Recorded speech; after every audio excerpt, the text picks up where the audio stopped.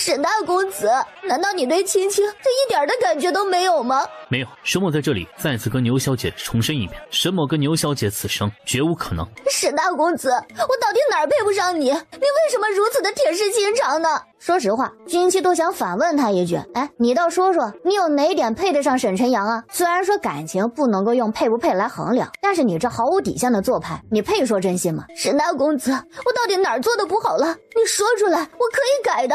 你是不是嫌弃我粗鲁，嫌弃我没有才情？没关系的，我为了你，这些我都能学的。牛小姐，与教养无关，沈某只是单纯不喜欢牛小姐这个人而已。为什么？为什么我这么努力，你就是不肯多看我一眼？为了你，我被别人嘲笑，被爹爹责骂，与好友反目，你还要我怎么样啊？沈晨阳很是窝火，他也是受害者好不好？是不是只有我死了，你才能够看我一眼？牛青青突然就拔下了自己头上的簪子，抵在了自己的脖子上，众人都被吓了一跳。我的个妈呀！何少康赶忙往自家妹妹的旁边靠了靠，这女人也太可怕了。沈晨阳，我最后再问你一遍，你到底娶不娶我？这位公子，人家小姐这么一往情深的，我看你干脆就从了吧。对呀，闹出人命就不好了。何大小姐，何司长，今日招呼不周，沈某改日再赔罪，在下请失陪了。哦，走之前别忘了把账结了哈。虽然这狗血的剧情挺下饭的，但他可没忘了他是过来蹭饭的，可不是过来请客的。沈晨阳都无语，就觉得吧，这位的脑回路一直都跟别人不在一条线上。沈晨阳招呼着沈晨毅往外走，路过牛青青旁边的时候，被他一把就给拽住了衣袖。你要是敢走出去，我就死在这儿，让全京城的人都知道你是如何的薄情寡义逼死我的。站在沈晨阳身后的沈晨毅实在是看不过去了。这他娘的不仅是威胁人，还恶心人呢！他一把就拽开了牛青青，推开堵在门口看热闹的人，护着沈晨阳就走了出去。沈晨阳，你给我站住！妹妹，我看这女人要疯，咱们还是快走吧。何俊奇、何少康，你们是不是也在看我的笑话？没。咋的？你自己跑大庭广众来丢人，还不让别人看啊？牛青青以为他是谁啊？还敢对他军妻大呼小叫的发脾气，惯的他。何俊奇，你为什么跟沈晨阳在一起？你说是不是你勾引的他，让他气了我？好啊，我就说那日为什么那么巧的你四哥救了他？原来你们兄妹俩合起伙来打沈晨阳的主意，你们无耻！牛青青始终认为，如果没有何少康的出现，他现在说不定就成了沈晨阳的准夫人了。军妻跟何少康都傻眼了，不是，这女的真的是病得不轻吧？我无耻，要不要本姑娘跟大家伙说说，你是在何时何地怎么用药迷晕沈晨阳，妄图脱光了爬床现身的呀？我说你也真有意思啊，也不撒泡尿照着自己什么德行，无才无德无品无貌，你啥能力没有，胃口倒是不小啊，居然肖想人家沈家最出众的儿郎。你说你自己平时做做梦就得了，还十八般武艺的往人家身上招呼，你这样子别说沈晨阳了，就是这里随便挑一个男人出来，你问问他们愿不愿意要你？何俊奇，我杀了你！牛青青就跟疯了一样的扑向了军妻，何少康还没有来得及拦呢，牛青青就被军妻一脚给蹬了出去。要发疯别找本姑娘，本姑娘忙着呢，可没那闲工夫消遣你。啥玩意儿啊，弱智不说还不惊悚，跟他玩军妻都觉得浪费时间。什么叫人在家中坐，祸从天上来啊？军妻就是这样的状况。本来牛青青跟沈晨阳的狗血8点档跟他也没什么关系，他顶多也就是在旁边看了一个热闹，可是看热闹那也是有风险的，这不一不留神他就成为了牛青青发泄和报复的对象。牛青青不仅装成了受害者，到处的跟人家说军妻和沈晨阳有私情，以往二人拿他当挡箭牌，以遮掩他们的丑事，他自己是被军妻和沈晨阳给骗了。牛青青不仅把他的那点丑闻转移到了军妻和沈晨阳的身上，还跑到周尚书府跪求周清寒，让他去找军妻退出，成全他的一片痴心。周清寒这无妄之灾招的，差点没把他给气死。周清寒把他给轰走，牛青青又到外面去传周清寒无情无义，说着周清寒接近他就是为了靠近沈晨阳，给军妻铺路。当然了，对于他的风言风语也没几个人信，但大家还是很乐意去看一个热闹。沈晨阳又一次被送上了风口浪尖，这次呢还搭了一个军妻。说实话，沈御史和沈晨阳都有点内疚的同时，还有一些害怕，军妻可是被他们给牵累的，那可不是一个好说话的主儿，他会不会找上门来啊？事实证明，这爷孙俩还挺有先见之明的。在沈家想办法消除舆论的时候，军妻特意腾出了时间，杀上门来要说法了。开门，快开门！小姐，你哪位？曲阳侯府何君妻，本姑娘听说本姑娘和你们大公子两情相悦，所以特意来谈谈亲事。门房当时就傻了，躲在家里的沈晨阳接到了小厮的禀报，真的是怕什么就来什么。他刚还想着自己要不要主动的上门道个歉，免得君妻来找麻烦，可没想到人家比他想的动作还快呢。你说说你啊，除了给人添麻烦，你还会干什么呀？哎，瞎了你这张人模狗样的脸，除了会勾搭神经病，啥用也没有。我上辈子欠你钱了咋的呀？你这辈子来讨债啊？上次冤枉了他四哥，差点死了，还是他救的呢。这次他四哥又保住了他的清白。可这小子倒好，竟连累他，简直是恩将仇报好吗？君妻就跟训孙子似的数落着沈晨阳。何大小姐，这次的事儿给何大小姐添了麻烦，老身深表歉意。这就完了？哦，那何大小姐还想要如何呀？我跟你大孙子的流言传得沸沸扬扬的，因为你大孙子我名声受损，难道你们就不做点补偿？经过深思熟虑，君妻觉得也就只有这个办法好了。他虽然是不在乎名声，但是被天降的一口锅砸在了头上，他如果不吱声的话，那岂不显得他太好欺负了？何大小姐，我沈家乃是清流之家，陈阳的妻子也必须是身家清白、进退有度的端庄女子。君妻满脸的疑问，不是，这跟他有什么关系啊？为什么要跟他说这些呀？沈晨阳一听就知道自家祖母是误会了，他祖母指定以为君妻是来赖上他，要他负责的，实际上人家就只是过来讨要说法要补偿的。只能说他祖母的心思过于重了，而君妻的思想跟正常人又不在一条线上。祖母，何大小姐并无别的意思，此事本就因孙儿而起，何大小姐无辜受累，她上门要个交代也无可厚非。陈阳，祖母觉得这有些事情还是要跟何大小姐当面说清楚比较好，免得闹出什么误会，影响了人家的清誉。祖母，陈阳，听你祖母的话，先不要插嘴。再说了，说清楚对彼此都好。沈晨阳有一些着急，要是君妻不清楚还好说，说清楚了指不定闹出什么事儿来。就这位大皇子对皇上，让他爷爷也是退让3分，就他们这几个人还不得被他一锅给端了。沈老夫人见到一向稳重的沈晨阳，焦急的有一些失了分寸的模样，更加坚定了要让君妻知难而退的想法。她万万不能让君妻更多的影响到自家大孙子的情绪了。在何老夫人的心里，自家大孙子那可是万里挑一，是最为优秀的男儿。君妻这个声名狼藉的，那指定是想趁机赖上他。何大小姐，老身在这儿就把话跟你说清楚了。您说。君妻有些迷糊，不知道这老夫人阴阳怪气的是为了哪般。我家陈阳与你绝无可能。沈老夫人，你不会以为我上门是来要他娶我的吧？沈老夫人没说话，只是给了一个你说呢的表情。沈老夫人，你是不是对您孙子有什么特别大的误会啊？您看看你这大孙子，油头粉面，身无2两肉，风一吹就倒，这么大岁数了啥成就都没有，文不成武不就的还招揽桃花，我就是疯了也不可能看上他呀。老男人沈晨阳都无语了，不是他有这么差劲吗？还有啊，沈老夫人，你眼疾这么重，还是让沈御史请个太医瞧瞧比较好，不然哪天瞎了没办法给你这个废物孙子挑媳妇，他孤独终老了怎么办啊？沈晨阳扶额，他就知道会这样。何大小姐，你明白就好。那既然如此，那老身就不多留何大小姐了。来人，送客。祖母息怒。陈阳，你也要忤逆祖母吗？祖母，您听孙儿解释。解释什么呀？沈晨阳，你还是先跟姑奶奶解释解释吧。姑奶奶好心好意亲自上门，就是想给你们沈家一个机会。咋的？你还真以为姑奶奶是好惹的呀？这老太婆用你来埋汰谁呢？好，你们不是要赶我走吗？我走就是了，你们可不要后悔。何大小姐息怒，是沈某没跟祖母说清楚，才导致的误会，都是沈某的错。何大小姐望海涵。陈阳，你要是再拦着何大小姐，你就不是我的孙子。沈晨阳都要为难死了，他这是招谁惹谁了呀？要让他来受这罪？何事如此喧闹？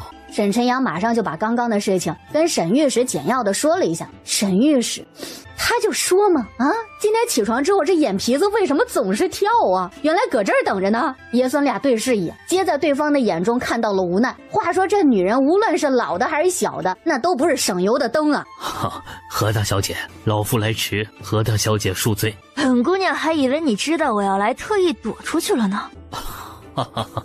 不能。何大小姐大驾光临，蓬荜生辉啊！老夫若知道，指定连早朝都不去了，就在门口啊，等着迎接何大小姐大驾呢。沈老夫人和沈大夫人以及沈晨阳，就没怎么看得出来啊，在家里面要求严苛又严肃的这个沈大家长，居然还挺会拍马屁的。何大小姐，请坐。来人，快把老夫收藏的好茶拿出来。沈御史一顿的奉承下去，军妻舒服了，气氛顿时就转了一个方向。沈晨阳看着自家祖父这八面玲珑的样子，顿时就觉得呀，自个儿还是太嫩了。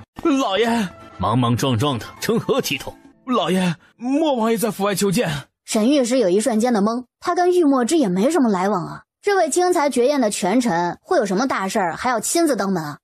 哈哈，何大小姐，稍后啊，老夫去就来。君妻觉得吧，气势这东西那还是挺唬人的，他本事也不小，可就是没有玉墨之这样的能够震慑人心。瞧人家往主座上那么一坐，满堂的尽若寒蝉，就连沈老夫人也不敢咋呼了。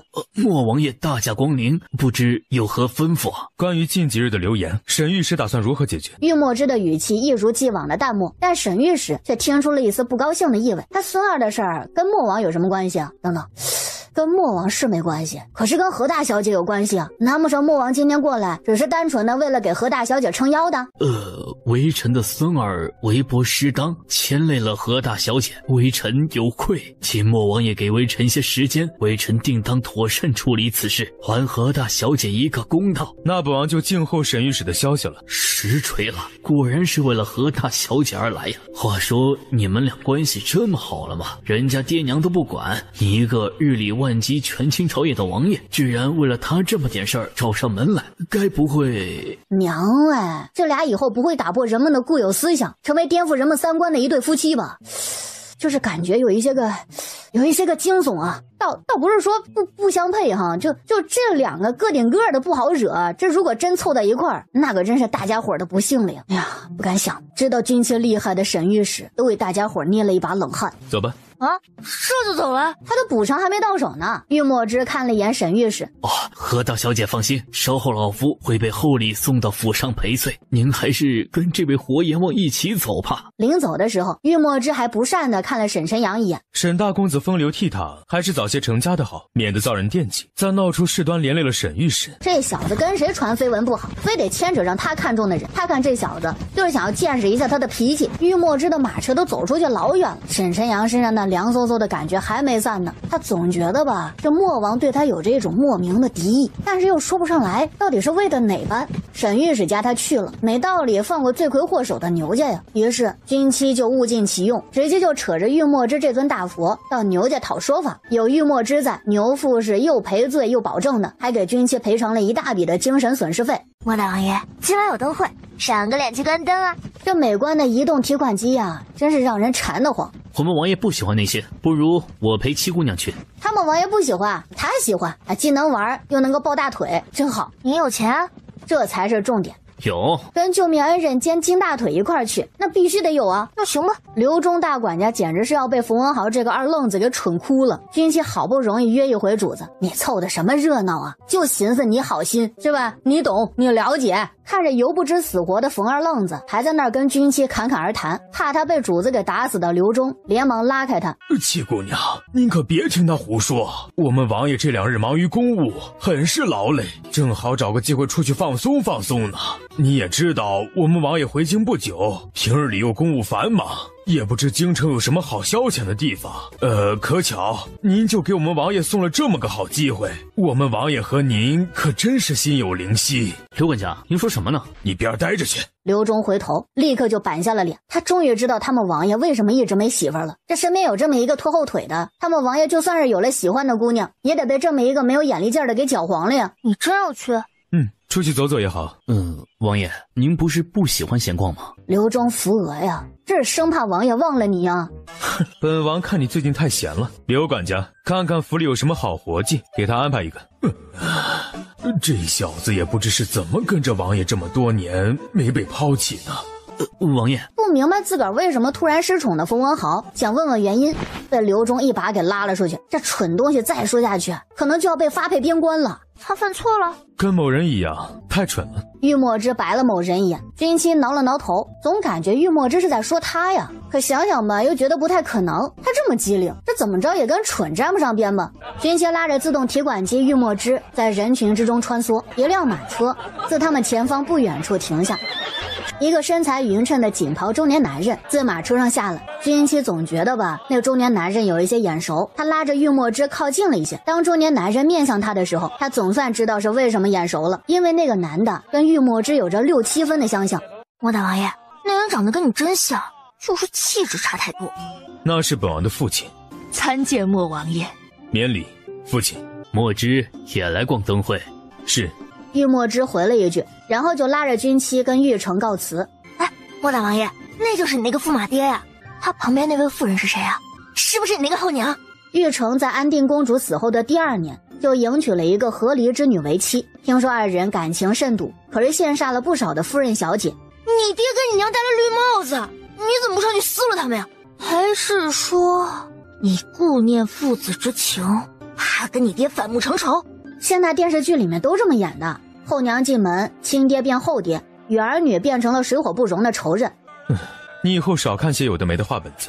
玉墨之都不知道他从哪儿看来的这么多奇葩的想法，是谁跟他说父子之间没有感情就是仇人了？安定公主跟玉成是联姻，都是为了各自的利益，本来就没有感情的。听着君妻那渐渐远去的恨不得玉墨之父子当场打起来的话，玉夫人看着玉成怔愣片刻，突然就扑哧一笑。玉成有一些无奈地看着他们并没有见过君妻，所以呢也不知道她就是近来传的沸沸扬扬的何大小姐。只不过他们都觉得吧，玉墨之另眼相待的这个女孩子似乎是不太老实啊。不老实的君妻拉着玉墨之连吃带玩的，还参加了几个猜灯谜之类的小游戏。赵钱孙李4个人是一大户人家的护院，有一日这户人家的库房被盗了，衙门去调查，发现这起案子是4个人中的2个人合谋作案。根据调查得知，赵钱2人只有1个人去了库房，钱李2人不会同时去库房。孙若去库房，李必然会一同去；李若没去库房，则赵也没去。请问哪2个人是案犯？我知道，是赵李2人。哦，姑娘好才思，姑娘可否给大家解释一二？行吧，首先假设赵没去，钱去了，那李就没有去，只能是孙去了。但刚掌柜说孙去了，李也会去，这就两相矛盾了。所以赵一定是去了，钱没去；李去了，孙没有去。有那反应慢的又被他给绕晕了。姑娘头脑灵活，才思敏捷，属实难得。掌柜，你不仅眼力好，还净说大实话。本姑娘这脑子娘胎里带的，万里挑一。本姑娘平时就是懒得动它，不然早就扬名立万了。姑娘真幽默。好，9连环大家也看过了，姑娘要不要试试？行吧，9连环他还真的玩过，只不过是跟一个老神经病玩的。开了。掌柜的跟众人都惊呆了，你这有几息时间呢？你不会是个托吧你？掌柜的就觉得吧，不是，你是来砸场子的吧？众人就觉得吧，这肯定实锤啊，这就是一个托嘛。秦掌柜，你们找个托来糊弄大家可不地道啊。就是啊，秦掌柜，你们要是不想给东西就直说，这不是拿大家伙开涮吗？众位请听我说。他也很冤的好不好？放屁，哪个王八蛋造他姑奶奶的谣说我是个托？就姑奶奶这么聪明绝顶、秀外慧中、聪明伶俐、集美貌与智慧于一身的人，会做那么掉价的事儿？再说了，本姑娘贵着呢，可不是一点小钱就能收买的人。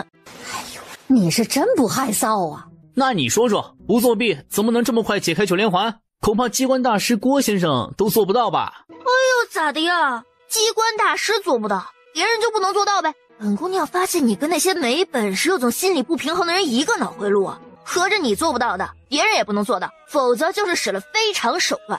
那别人生个孩子，你是不是也要去生俩呀？别人打个虎，你是不是要杀头狼？别人考个状元，你是不是要去给太子教书？人家有能耐的是智慧与能力并存，你说说你2样都不占就算了，麻烦你人好点成不成？整天的就知道机弦度能煽风点火上蹿下跳的，你也不嫌累得慌？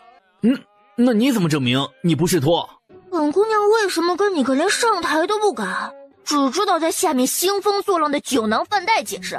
你也不撒泡尿照照你配不配？你解释不了就是个托。我呸！你说是就是，本姑娘还说你不能人道呢。你要不脱下裤子来给大家伙证明证明？对，你先脱裤子让大家看看你那东西到底在不在。你不是个女人？哪个女的这么没脸没皮的呀？行，我不跟你抢，你是女人成了吧？老朽倒是有一个办法，能证明姑娘到底是不是主办方找的托儿。众位，容秦某介绍，这位就是咱们大越机关术第一人的贺大师。有什么了不起的？他还是阎王殿来的呢，他骄傲了吗？老朽这里还有一副9连环，只要姑娘能解开，老朽想再没人会怀疑姑娘的聪慧。我为什么要解开啊？他们想怀疑就怀疑呗，关我什么事儿啊？贺大师愣了一下，他就没想到这姑娘居然这么横。你是不是心虚啊？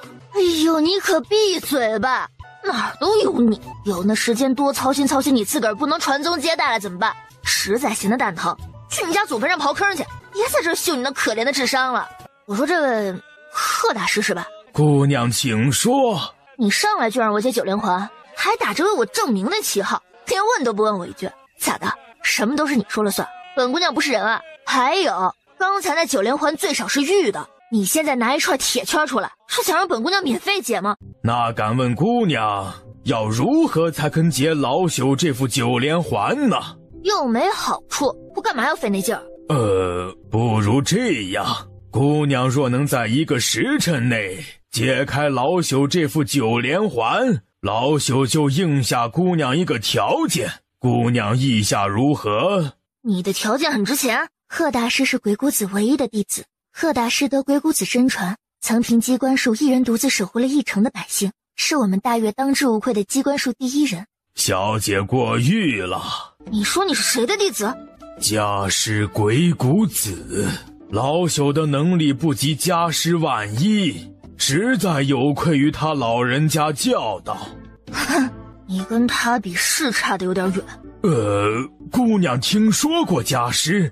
他师傅30多年前就已经过世了，这姑娘总不可能会认识吧？没听说过，但是他见过呀。他跟鬼谷子那老头在地府里也没少斗智斗勇，在地府待得久了，真的是能够认识不少的奇葩。那鬼谷子就算是一个，他自己也说不清楚是在什么时候认识的那个老头。总之呢，那老头闲着没事儿，总会制造一点东西出来捉弄他，每次都会被他给破解，然后就被收拾得哭爹喊娘的。后来那老头他投胎去了，临走还不忘了摆他一道，让他在他制造的机关屋里面转了1整天。等他出来想要找他报仇的时候，那老头早就已经进了轮回门了。军期很少有吃了亏还不回去的时候，所以对于鬼谷子那老神经病，他真的是印象深刻。我要是能解开，你真的答应我一个条件？军期觉得这逮不着鬼谷子那个老神经病，他可以从他的徒弟身上捞个本啊。只要不作奸犯科，不违背道义，老朽绝不食言。军期得了准话，也不客气了，他拿起9连环开始研究。解开了，众人跟贺大师彻底的惊了，回神儿了。小友，老朽有一事相求，不知可否与小友单独一叙？你想反悔？连小友都叫上了，这不是想赖账是什么呀？不是。贺大师刚想张嘴解释，破空的声音冲他而来，军期眼疾手快地推了他一把，一支箭擦着他的鼻子就飞了过去，紧接着好几支箭对准了贺大师而去。有刺客！刚落头就被人追杀，老头你人缘不行啊！东西就在他身上，杀了他！等会儿，你们要杀要剐的跟我可没关系，先让我过去。要是磕着碰着我，你们可赔不起。咋的？要滥杀无辜啊？赶紧的给姑奶奶让开，惹毛了姑奶奶，把你们都送阎王殿喝茶。你们找的是老朽，与这位姑娘无关。你们放了这位姑娘，要杀要剐，老朽都奉陪。杀！找死呢你！眼见面前黑衣人的刀朝着自己的脑袋砍过来，军期闪身躲过，然后抬脚一脚就把他给蹬下了高台。台下玉墨之淡淡的瞥了眼旁边那个躺在地上吐出了一口血的黑衣人，然后走上去又补了一脚，黑衣人当场毙命。让开，快让开！官差闻讯一路小跑的赶过来，黑衣人只能撤退。可就在他转身腾空而起的那一刻，一道挺拔的身影如鬼魅一般突然就出现，挡住了他的去路。黑衣人头领还没有反应过来呢，他就被那个负手立于半空的英挺男子一脚踢在了胸口上。砰的一声，黑衣人头领又落到了台上。真惨，这么弱也不知道咋当上刺客的。这几个都是姑娘杀的。军妻作为主要的杀人犯，自然少不了被问询。我跟你说，柴大哥，我这可是正当防卫，本来我是没打算多管闲事儿的，可这些王八蛋居然拿刀砍我，你说说他们是有多想不开啊？对了，柴大哥，本姑娘怎么说也算救了这贺老头吧，这算不算见义勇为啊？衙门有没有啥奖励什么的？你放心，我不贪的，随便给个几百两压压惊就行。官差，你怕不是想屁吃？姑娘。对了，柴大哥，这些刺客就是这老头招来的。那刺客说什么东西在他身上，我怀疑他偷了人家的东西，人家找上门来跟他算账了。这老头贼眉鼠眼的，一看就不是个好人，跟他那个神经病师傅一毛一样。你们要不要把他带回去审审啊？说不定做了坏事的人是他呢。还有，你刚答应的那个条件什么时候兑现？我警告你啊，你可别想着赖账啊，不然本姑娘可不敢保证你不会跟这些死人一个下场。贺大师都毛了，他就总觉得这小丫头片子吧，看他不太顺眼。还有，刚才我帮你解决了这些要你命的刺客，也算救你一命了，你总得给点啥报答一下吧？贺大师就觉得吧，真的是第一次遇到这样的人呢，都有一些不知所措了。姑娘，贺大师是我们大越的能人异士，救过无数黎民百姓，你替他挡下几个刺客是你的荣幸，怎可谢恩以报，如此市侩？你哪根葱？说的头头是道，大义凛然的。刚贺老头遇刺的时候，你怎么出来跟刺客较量较量啊？危险没了，你倒是窜出来说风凉话了。咋的？就你张嘴了呗？有什么问题贺老头不会自己说呀？用得着你在这捧高踩低刷存在感？本小姐也只是说了句公道话，姑娘不爱听也不必恼羞成怒。公道话？谁主持的公道啊？你一个人吗？你这是把自己当谁了呀？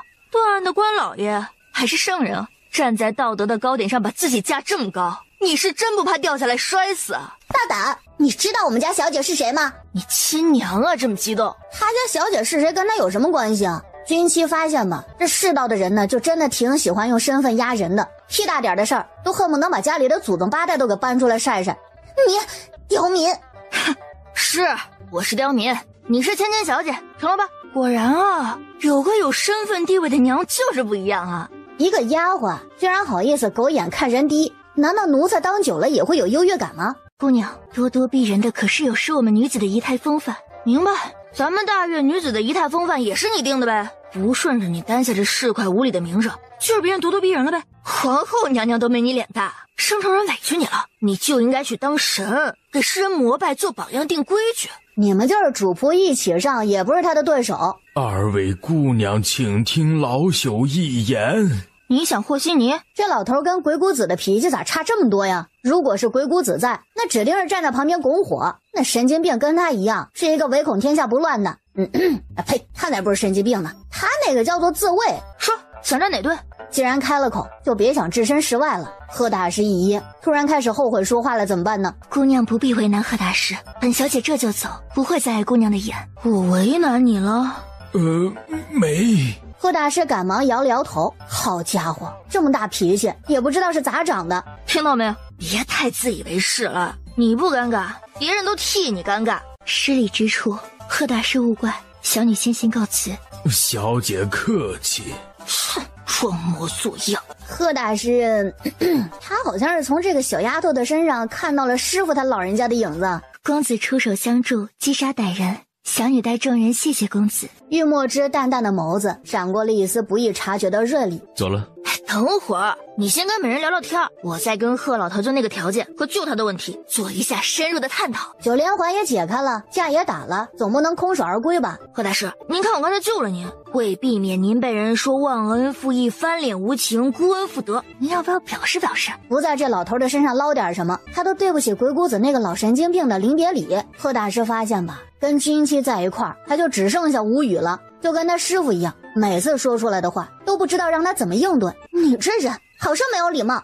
不得无礼，小女中书侍郎方丈之女，对阁下的义举，小女很是钦佩，不知可否有幸知道阁下的贵姓高明？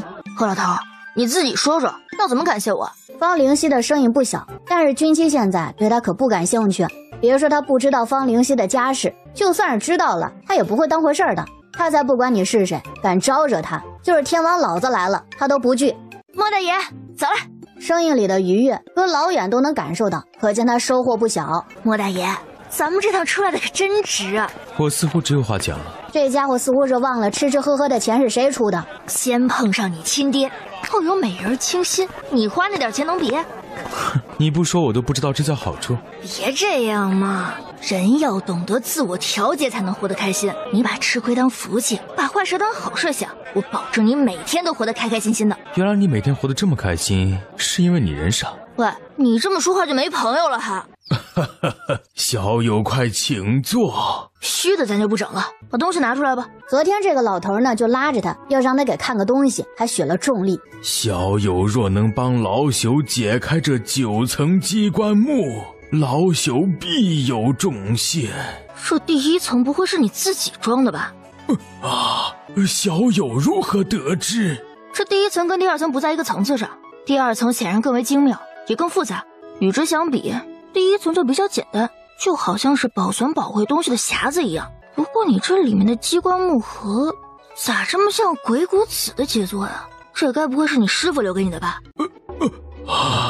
姑娘见过师傅他老人家的机关之术？不仅见过他的机关术，本姑娘还见过他的人。昨晚他给我托梦，闹腾着让我给他破解机关，被我揍了一顿。不相信？他是不是长着一对老鼠眼、尖鼻子、下嘴唇有点厚，腮无2两肉，跟营养不良似的，又瘦又黑，乍一看不像个好人，仔细看更是个大坏蛋，说话恨不能气死你，整天拿着块破木头，逮着人就想暗算一下，就跟神经病似的。贺大师，不是你说的好准啊，这好惊悚啊。对了，他还说他有个2傻子的徒弟，是在什么野林子里白捡的。他活着的时候没少霍霍那傻徒弟。他本来呢是没打算收徒的，但看那傻小子好糊弄，觉得留在身边端个茶倒个水解个闷什么的也不错。最重要的是他怕死后没人给他烧纸，所以他死的时候让那个倒霉徒弟每个月都要给他烧纸。军旗还同情地看了眼前的倒霉徒弟一眼，摊上这么一个不着调的师傅，这家伙也不容易啊。这可是他跟那个老神经病闲聊的时候他亲口说的。贺大师都快要惊呆了，他一开始呢是不可思议，接着是震惊，再然后就红了眼眶了。师傅他老人家可好？你每个月给他烧那么多钱，他能差了吗？有钱能使鬼推磨，鬼谷子那个老神经病能够在地府里面混得风生水起，还不是多亏了他这个孝顺的傻徒弟啊。所以说嘛，留一个能够给你上坟烧纸的人在世上，那死了你都是受益无穷。好就好，好就好。虽然鬼谷子不是啥好鸟，也没少霍霍你，但怎么说你也是他养大的，听到他过得好，你也没必要这么难过吧。站在贺大师身后的小厮实在是没忍住笑出了声来，贺大师感伤的情绪也瞬间消失了大半。他突然就有一些明白为什么师傅给他托梦了，因为他们俩是臭味相投啊。这9层机关木就是师傅临走时留下的，老朽研究了30年，也只解开了5层。我劝你还是别抱太大的希望，那老神经惯会整人，依我看他留这么东西就是为了整你。他就是一个活生生的例子，那老神经病进轮回门之前就给了他一闷棍，让他到现在想要忘了他都难呢。军旗手中的动作飞快，啪的一下，伴随着轻微的声响，最后一个机关盒被打开，贺大师激动的手都抖了。可是木盒打开，里面是空空如也，啥都没有。贺大师都傻了，难道师傅真的是在整他呀？贺大师有一些茫然和难过。这个9层机关盒是鬼谷子留给他的最大的念想，如果解不开，他还能每天拿出来研究研究，怀念一下。如今解开了，他倒是有些个不是滋味了。成了。贺大师被他给惊醒，不明所以的看着他。军旗示意贺大师挪到他这边来看一看。贺大师不明所以的走过去，低头看向了桌子，只见桌上的零件平铺凑到一起，一句话赫然就出现在了桌上：别忘了给为师烧纸。哼，很好。哼，是，果然是那个老神经病的作风啊。贺大师也是哭笑不得，他还以为师傅临死之前如此郑重其事的是什么特别重要的东西呢，原来又是被他师傅给摆了一道，而且这一摆就是30余年呢。节哀哈，你师傅那个人脑子不正常，你不要跟他太计较了。这种事儿还是要自己想开了才好，像他就是想不开，他记了那个老神经病这么多年，至今想起来都想把他的坟给挖开解解恨。他那坟应该在这儿吧？小友可否把这9层机关木还原？能是能，就是价钱得另算。干什么呢？站住！别跑！快带他去找大夫！我先拖住他们。你们俩这到底是经历了些啥呀？还不待军妻说话呢，潘家就已经火急火燎的划拉了一根那个柴火棍，握在了自个儿的手里。你们知道本小姐是谁吗？我告诉你们，你们要是敢伤本小姐，本小姐让你们死无全尸！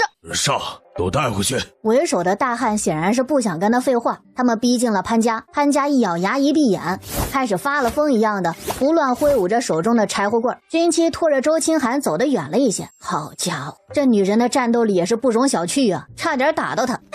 你们放开我！你用不用帮忙啊？你怎么还没走？那什么，我这不是怕你一个人应付不过来吗？蠢货，你还不快跑！抓住他们！为首的大汉才不管他们说什么呢，他们的任务就是不惊动任何人的把周清寒给带回去。救命！救命！抓着他的大汉刚刚掏出帕子，还没塞到他嘴里呢，那边逼近军妻和周清寒的两个人突然就僵硬的定在了原地。几秒钟过去，扑通一声，两个人一起倒到了地上。在剩下的大汉还没有反应过来的时候，军妻一手把周清寒丢向了潘家，潘家本能的抱住他，然后潘家就张大了嘴巴，一脸不可思议的看着军妻以迅雷不及掩耳的速度把剩下的几个人都给打倒了。那几个人别说反抗了，连个声都没发出来就倒地上了。潘家也不知道他们是死了呀还是昏了，但他也顾不了别的了，他现在就想知道眼前这玄幻的一幕是不是真的呀。军妻放倒了几个人，然后就蹲下挨个的把他们给打劫了一遍。银子咱就不说了，最主要的是他还在为首的那个人身上搜出了一个令牌，令牌是铜的，反面是令字，正面则是晋郡王府几个字。有没有用的咱先别说，先给装自己兜里面再说吧。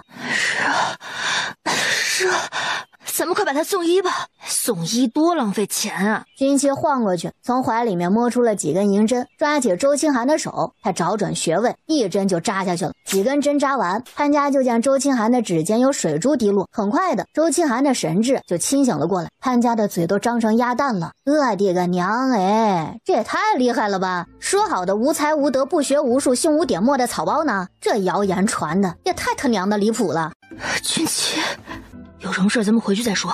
原来今日周清寒是受牛青青的邀约前去听戏的，可是他万万没有想到，在牛青青支走了他的丫鬟之后，他就被牛青青在茶水之中下了那种能够让人神志恍惚的阿扎药，然后两个男的出现，把他给拖进了戏院后面的厢房里，等待他的居然是瑞亲王世子，那个名满京城的整日里寻花问柳下流无耻的慕容翰。老爷，这个牛青青你可不能放过他，还有那个瑞亲王世子，光天化日之下居然用这种阴毒的手段毁咱们清寒，这笔账咱们不能不算。夫人放心，为夫自不会轻饶了他们。那什么，周夫人，何大小姐请讲。您看您说了这么多，能不能实际表示一下？周夫人一噎，这也不是不行，就觉得吧，挺浪费感情的。何大小姐，你为什么朝周夫人要钱啊？主要是你是怎么张开这个嘴的？难道你不知道周尚书的人情比这些钱的价值可大多了？你没看刚刚周夫人那感激涕零的模样啊？我这么做了，周夫人还了人情，心里松快了，她对我的印象不是更好了？本姑娘得了周家好感，又得了钱，一举两得。周家没了人情包袱，大家皆大欢喜啊，你说对不对？潘家听了皱眉，军妻说的挺有道理的，但他总觉得有哪儿不对。那也别想啊，本姑娘得了外快，心情好，今儿本姑娘请客，咱们去搓一顿。对于观感好的人，军妻还是很大方的。让开，快让开！呸，王八蛋！你认识？那就是晋郡王府的马车，车上肯定就是那个人艳狗嫌的慕容翰。这瑞亲王到底什么来头啊？还有晋郡王又是什么东西？这好乱呢！我跟你说，这老天爷真是不开眼，慕容家2代人换来的供需，最后全便宜了这么一个玩意儿，你说天理何在？你生气也没用，谁让人家会投胎呢？不过慕容家的子嗣这么少，属实有点不正常。按理说就是老大不能生，老二也没问题吧？他们家怎么会只有一个孩子呢？我跟你说，听上一辈的人讲，他们很多人都觉得不正常，连瑞亲王兄弟俩都奇怪，可他们找了不少人看了，都说没毛病。后来见实在生不出来，他们也就认命了。古代传宗接代那可是头等大事，你要是没个后，你死了都没脸去见列祖列宗呢。几位爷，滚开！门口的10多个人如同土匪过境一般，直奔军妻2人而去。潘家见来者不善，手脚麻溜的就躲到了军妻的身后。嗨，这这玩意儿，大佬毕竟能保命嘛，人在该怂的时候那还是得怂啊。就是你坏了我们世子爷的好事，还撒了世子爷一脸的辣椒粉。不是他，是姑奶奶我。是你？没错，你们家那个欺男霸女的玩意儿，本姑娘早就想收拾了，正巧有这么个机会，我就没忍住。不过话说回来啊，本姑娘现在有些后悔了，后悔便宜了他，只撒了他一脸辣椒面。本姑娘就应该做个善事，直接废了他，省得他出来祸害别人。真的是你？拜托，就你们家那位人艳狗贤的世子爷，谁没事会找这麻烦？为首之人想想也对呀，在京城这地界，敢惹他们世子爷的可没几个。这小丫头敢为了别人背锅而惹怒世子爷吗？那你就跟我们走一趟吧。你就不问问我什么身份？没必要。在大越，除了皇家就没有我们世子爷不能动的人。哟呵，口气挺大呀。行吧，那姑奶奶就跟你们走一趟，我也想看看那位烂世子到底什么德行。君妻，你不能去，我跟你们走。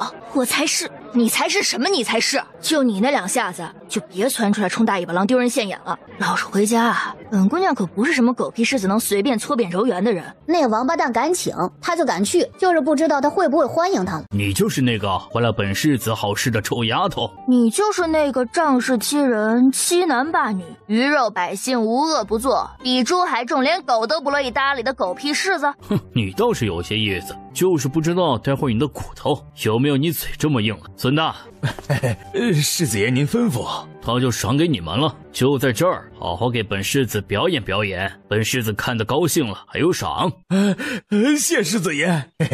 世子爷您就请好吧。兄弟们，世子爷又有赏了，大家可不能掉链子。谢世子爷。孙哥，您就放心吧，咱们也不是第一次干了，这小丫头也不知道能不能让咱们兄弟尽兴。别还没斗上呢就死了。污言秽语之声是不绝于耳，在孙大的招呼下，几个人搓着手就朝着军妻抓过去。在第一只手即将要摸上军妻衣服的一瞬间，军妻动了，几个围着军妻的人突然就没了动静。就在周围人疑惑不解的时候，他们是一个接着一个的倒了下去，双目圆睁，血顺着嘴角流出来，模样甚是诡异。想跟本姑娘玩玩？快拿下他！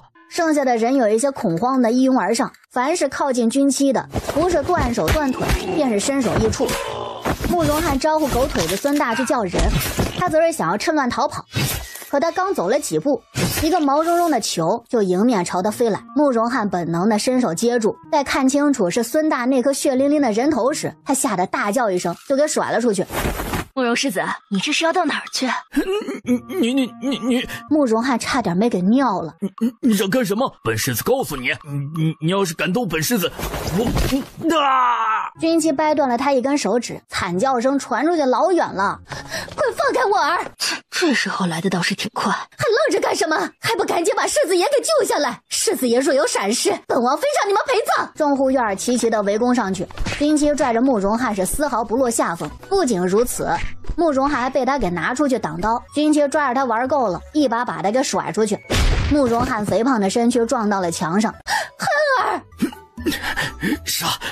杀了！好，翰儿，你别着急啊，莫非这就给你报仇？杀了他，赶紧给我杀了他！你别过来！军妻走近，一脚踢开了禁郡王妃，然后刀尖朝下，举起了手中的刀，对准了慕容翰的下半身。住手！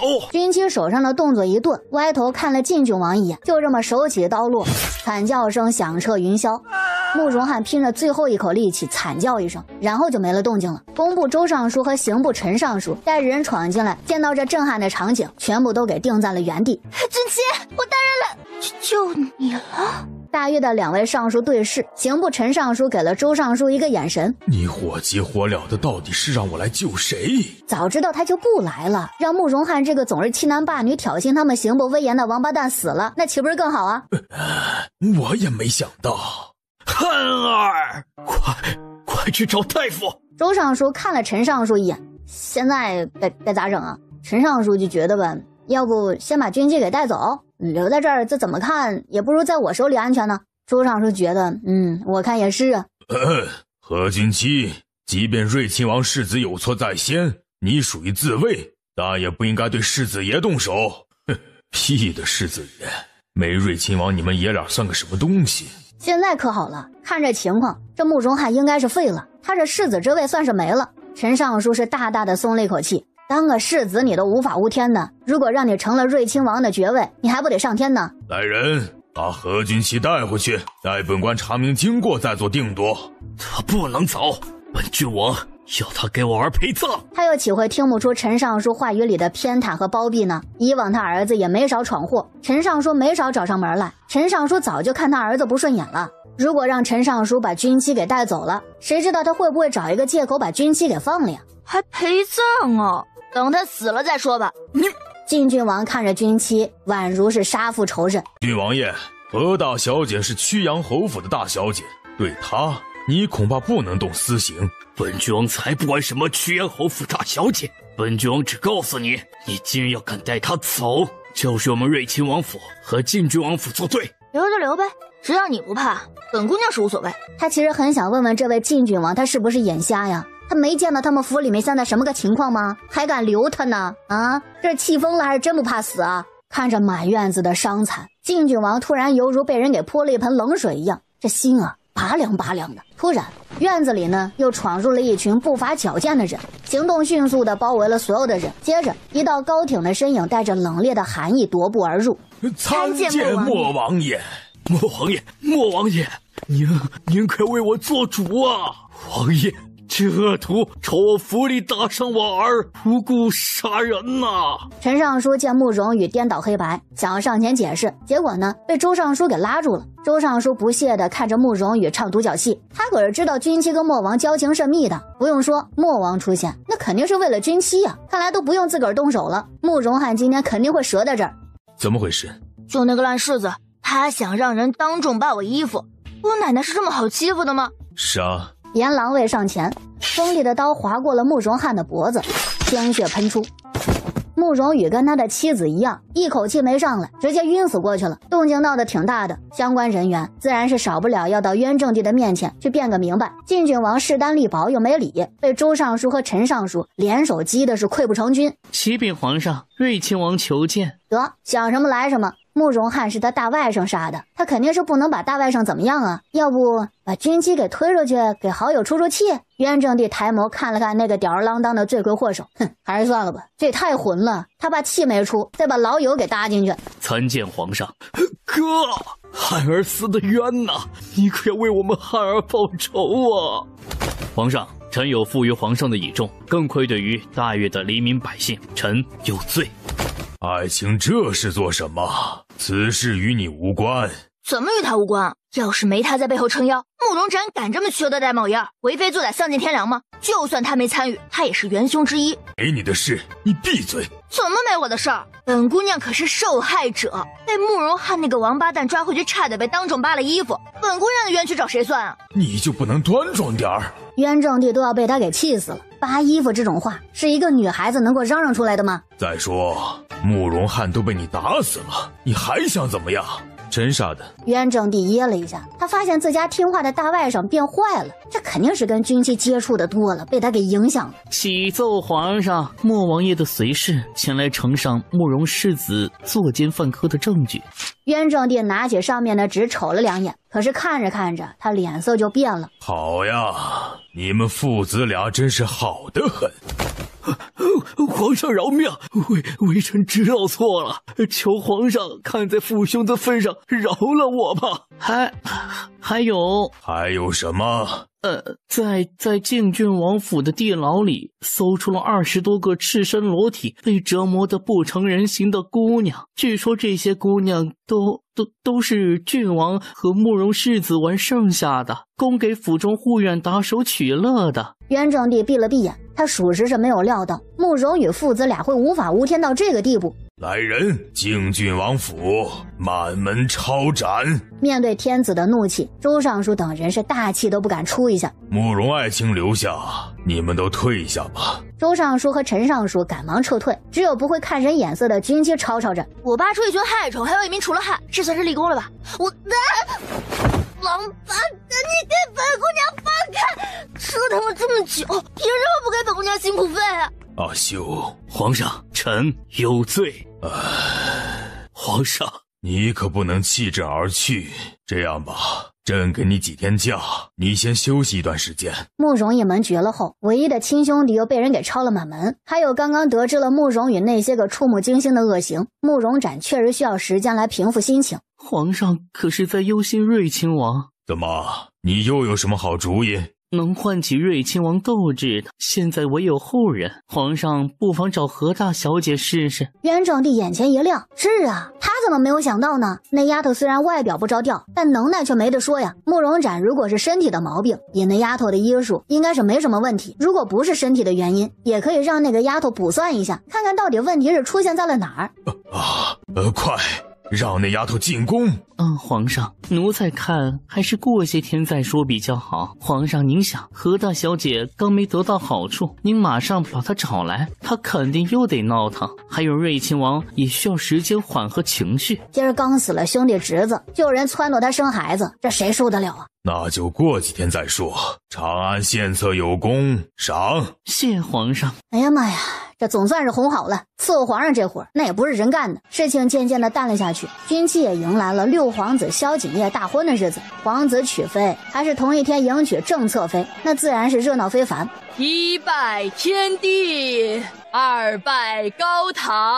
按说皇子的高堂是皇上跟皇后，可是渊正帝不待见萧景烨和侯慧莹，他又知道今天军期必然是有所动作，渊正帝自然是能躲则躲，因此六皇子三人只得跪拜空椅子。来参加六皇子娶妻大礼的众宾客纷纷揣测着渊正帝的意思，怀疑萧景烨又失宠了。明知道皇上不待见侯慧莹，六皇子偏偏要纳他做侧妃，众人都不知道萧景烨是怎么想的。圣旨到！曲阳侯府二小姐何慧莹德行不端，人品堪忧，不堪为皇家妇，特降为妾。六皇子何姨娘领旨谢恩吧。何姨娘，万岁爷体恤你从小被恶人所患，跟亲生父母骨肉分离之痛，特意传了口谕，说今日您出嫁，让您的亲生父母过来送你一程。万岁爷说了，不管他们如何偷换虐待何大小姐，归根究底的都是为了您啊！他们对您的全爱护之心，不比任何父母少，您理应给他们行个礼，以感谢他们生身之恩以及爱女之心啊！什么生身之恩爱女之情啊？大婚跪拜的都是双方父母，让何慧莹跪她的亲爹宋荣修跟亲娘李姨娘，这是摆明了要逼何慧莹认下自己宋家庶子贱妾女儿的这个身份。在场的人都听出来了，皇上这是赶着日子过来收拾何慧莹呢。何姨娘，别耽搁了行礼的好时辰，您赶紧跪谢圣恩吧。何慧莹生生吞下了喉咙涌上来的一口血，她规规矩矩的给宋荣修跟那个小妾李姨娘磕了一个头。宋荣修看着被逼的亲生女儿，屁都不敢放一个，他现在只觉得是遍体生寒，就怕招了万岁爷厌的女儿会连累他。你这个小贱人，小贱人，都是你害了我女儿，今天我非打死你不可！啪的一声，李姨娘被军期一巴掌就给呼到了地上。李姨娘不仅被打懵了，门牙都被打掉了好几颗，可见这力气有多大呀！常总管，何大小姐，你有什么吩咐？众人，不是常公公，您这么狗腿的表情是怎么回事啊？长安才不管别人怎么想呢。总之他今儿来的目的就是为了让这位姑奶奶满意，只要这个姑奶奶高兴了，睿亲王的事儿就好说了。这也是军期跟渊正帝之间的交易，皇上贬侧妃为妾的旨意，以及宋荣修跟李姨娘的到来，都是军期送给何慧莹的新婚大礼。这奴婢无端辱骂袭击本小姐，是什么罪名啊？军期给了长安一个你懂得的表情，板子伺候。那就劳烦常总管了。何大小姐放心，交给老奴就成。来人，拖出去，重重的打！两个侍卫手脚麻利的把李姨娘拖到了院子里，惨叫声传入了众人的耳朵，大家都跟着心脏狂跳。皇上这是派常公公过来找事儿的吧？吉时都要过了，六皇子还是赶紧行婚礼吧，过了吉时可就晦气了。既然有人被贬为了妾，那他这身特制的婚服和成亲礼是不是就用不着了？嘿，瞧老奴都把这等礼制大事给忘了。来人呐，还不把何姨娘身上这件属于侧妃的婚服给脱下来，顺便把何姨娘脱开，莫要耽搁了六皇子和六皇子妃的吉时。两个侍卫毫不怜香惜玉的当众把何慧莹的外袍给扒了下来，这等羞辱众人这辈子都是头一回见呢。好家伙，这万岁爷是有多么的讨厌何慧莹啊！哟，这怎么话说的？在六皇子的大婚上昏倒，这不是给六皇子添晦气吗？众人，哼，你是皇上的亲信，你说什么就是什么呗。慧莹，快去找大夫。六皇子且慢，六皇子，这么多宾客可都看着呢，您可不能为了一个贱妾耽搁了娶妃的正事儿呀。长安面上不显，内心却是无比的苦逼，不明白为什么总是让自己来当这个恶人。萧景业阴鸷地看着长安，他是真想当场就把长安给杀了。他娶这个王妃本来就是为了让何慧莹可以名正言顺的尽快的进王府，如今何慧莹被贬为了妾，这个婚礼就没了意义了。快把何姨娘抬走，别因为她扰了六皇子和六皇子妃的大婚之礼。这场荒诞的大婚闹剧总算散场了，军旗也跟着长安进了宫。那老皇上为了让他出手，连亲儿子都下得去手，那也是豁出去了，他也得积极点不是吗？暖阁里，元正帝见慕容展怎么劝都不肯让军旗给他看看，也是心累。他为了让那个臭丫头出手，把亲儿子的大婚给搅了一个天翻地覆，损了皇家颜面不说，派一个帝王找一个女人的茬，这脸面也掉了不知道多少。到最后呢，这犟驴还不领情，他容易吗他？你起来，一个臣子都治不住，你这皇帝也不知道是怎么当的。元正帝算了，他忍啊，他忍。你那地方受过伤？慕容展的脸腾的一下就红了。这什么时候的事儿？你这伤应该有20年了吧？是不是你为朕挡的那一刀？你怎么不早说？阿展，是朕连累了你。皇上不必自责，这都是臣的命。哎呦，你们够了哈！我什么时候说瑞亲王没有子嗣是因为他那地方受的伤了？好家伙，这还给他上演了一场感人兄弟情，要不要这么会脑补啊？他那地方受了伤，只是让他有些力不从心，但功能还是有的。慕容展听到军旗这么直白的话，脸一下子又红了。说白了，他这情况就是比较弱，但让女人怀个孩子还是没啥大问题的。你是说阿展没有子嗣，跟他的身体无关？关系是有，但20多年没个孩子，问题肯定不是出在这上头。你给阿展算算。当看到军旗如玩笑一般的摸出了一枚铜钱放到自己手里的时候，慕容展有片刻的懵了。医术他是见识到了，他属实是没有想到这小丫头还懂得阴阳之术，就是吧，这咋看着这么不靠谱呢？算命看相的他也见过不少，人家那都是6个铜钱，他就没有见过这么随便的。别愣着，赶紧抛！慕容展把铜钱捏在了指尖，往上轻轻一抛，铜钱划过了一个弧度，然后就落到了地上。紧接着神奇的一幕出现了，那枚铜钱就好像有生命一般，自己立了起来，然后就咕噜噜的在没有任何外力的情况下自个儿滚到了慕容展的脚边。军旗盯着地上的铜钱看了片刻，然后伸出了右手，手掌朝上，铜钱自动飞回了他的手里。你要这么整的话，那确实还挺神奇的。算出来了，问题出在你家的宅子上。若我没说错的话，你家宅子的大门中间有一小块不是实心的，那里面有个夹层，夹层里是一双婴儿的眼睛。进门院子正中央的石板下面是一副幼儿的骨骸，厅堂边上有个比较大的花盆，里面长着一株极为茂盛的玉树，只不过玉树下面的土是红色的，那是一个小童全身的血晒干凝结所致。还有后院假山顶上那块石头，你别看它不起眼，那来历可不小，那是弃婴塔上镇压婴灵的送婴石，纯婴看门，死童镇宅，煞气送魂。你这个主人要能有孩子才怪了。元正帝和慕容展是久久无言，他们都被军旗说的这些个匪夷所思的话给镇住了。可本王曾请过风水师看宅，都没看出过有什么问题啊。不是你请的人太差了，就是他们有问题呗。那什么风水师不会都是你那个作恶多端的弟弟找的吧？何大小姐怎么知道？难道这也能算出来？你没孩子，最大的得利者就是他，这很容易猜到吧？你是说这一切都是设地讨的鬼？我就是这么猜测。这我没说错，你府里的下人这些年也很少有子嗣出生，虽然这东西对主人影响比较大，但身边的人也多少会受到影响。老爷，有话就说。2年前夫人身边的大丫鬟得了夫人的恩典，被他家人赎了出去，然后不到1年他就得了个大胖小子，还有前段时间属下碰到食言了，原来他最小的孩子都5岁了。我说的没错吧？就你家那宅子就是个断子绝孙的死宅，谁住谁倒霉，可怜这些下人也跟着稀里糊涂的遭了难，真是造孽哟。咱说话能不能别夹枪带棒的？不过你那个弟弟没住在里面，倒是捡了个大便宜。也不知他是知道这里面有问题呢，还是纯粹的好运呢。不过因为你们是血亲，他多少还是要受些影响，因此才只有一个儿子。话说你们家宅子到底是哪个缺德的都建的呀？这里面的东西应该都是建宅子的时候放进去的，一般人可没这么大本事，能悄无声息的放这么多东西。你这宅子不会是你那个缺德的弟弟督建的吧？快说说，这怎么回事？你瞎打听什么？什么瞎打听啊？我不了解来龙去脉，怎么给他破局啊？别以为朕不知道你就是想八卦。快说快说！君妻对于八卦的执着出乎了渊正帝的预料，他居然还挤开了渊正帝，又凑了上去。本姑娘想来想去，还是你那个弟弟嫌疑最大。还有，你那座府邸问题那么大，一般的阴阳师可没办法做到。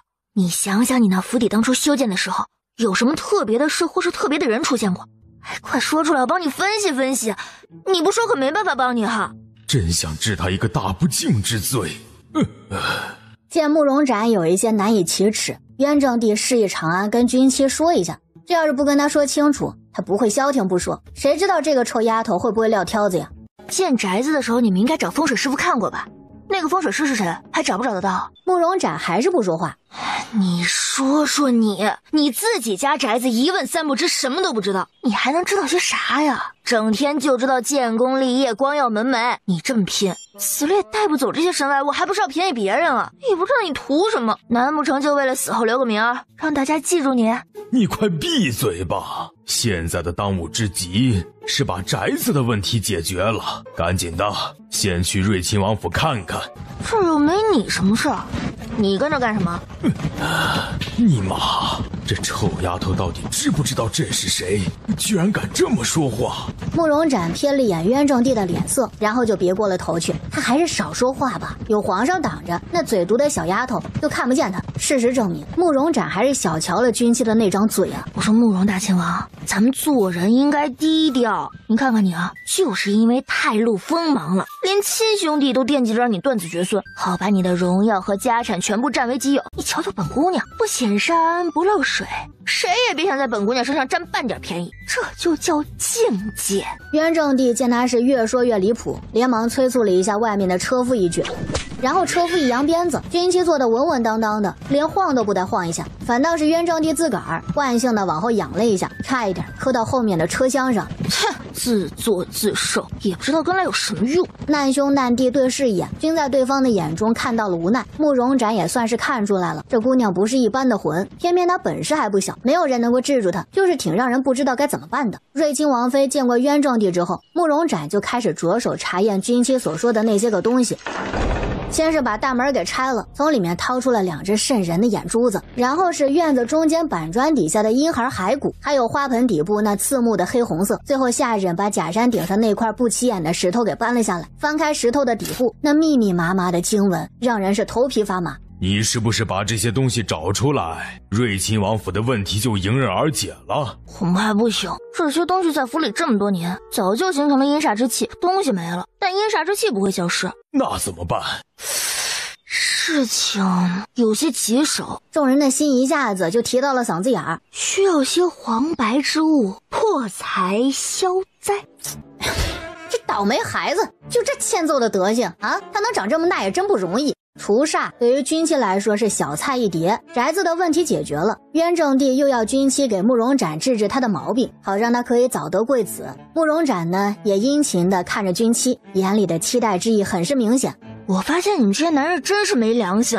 君妻的突然发火，让渊正帝和慕容展丈二和尚摸不着脑袋。要个孩子跟良心有什么关系啊？光想着你们自己了。瑞亲王妃你们是提都不提一声啊！瑞亲王妃都40来岁了，你就没想着给她也看看？40多岁还能不能生都不知道呢。就算是能生，那搁现代都已经属于是大龄产妇了。还是说你只想着有后就成？至于从谁肚子里出来的你都不在乎？慕容展并不善于跟女人争执，而且呢，君妻还是一个嘴皮子利索的女人，她脸上略带尴尬和心虚的沉默不言。刚刚她太激动了，确实忽略了自己的结发妻子。咋的？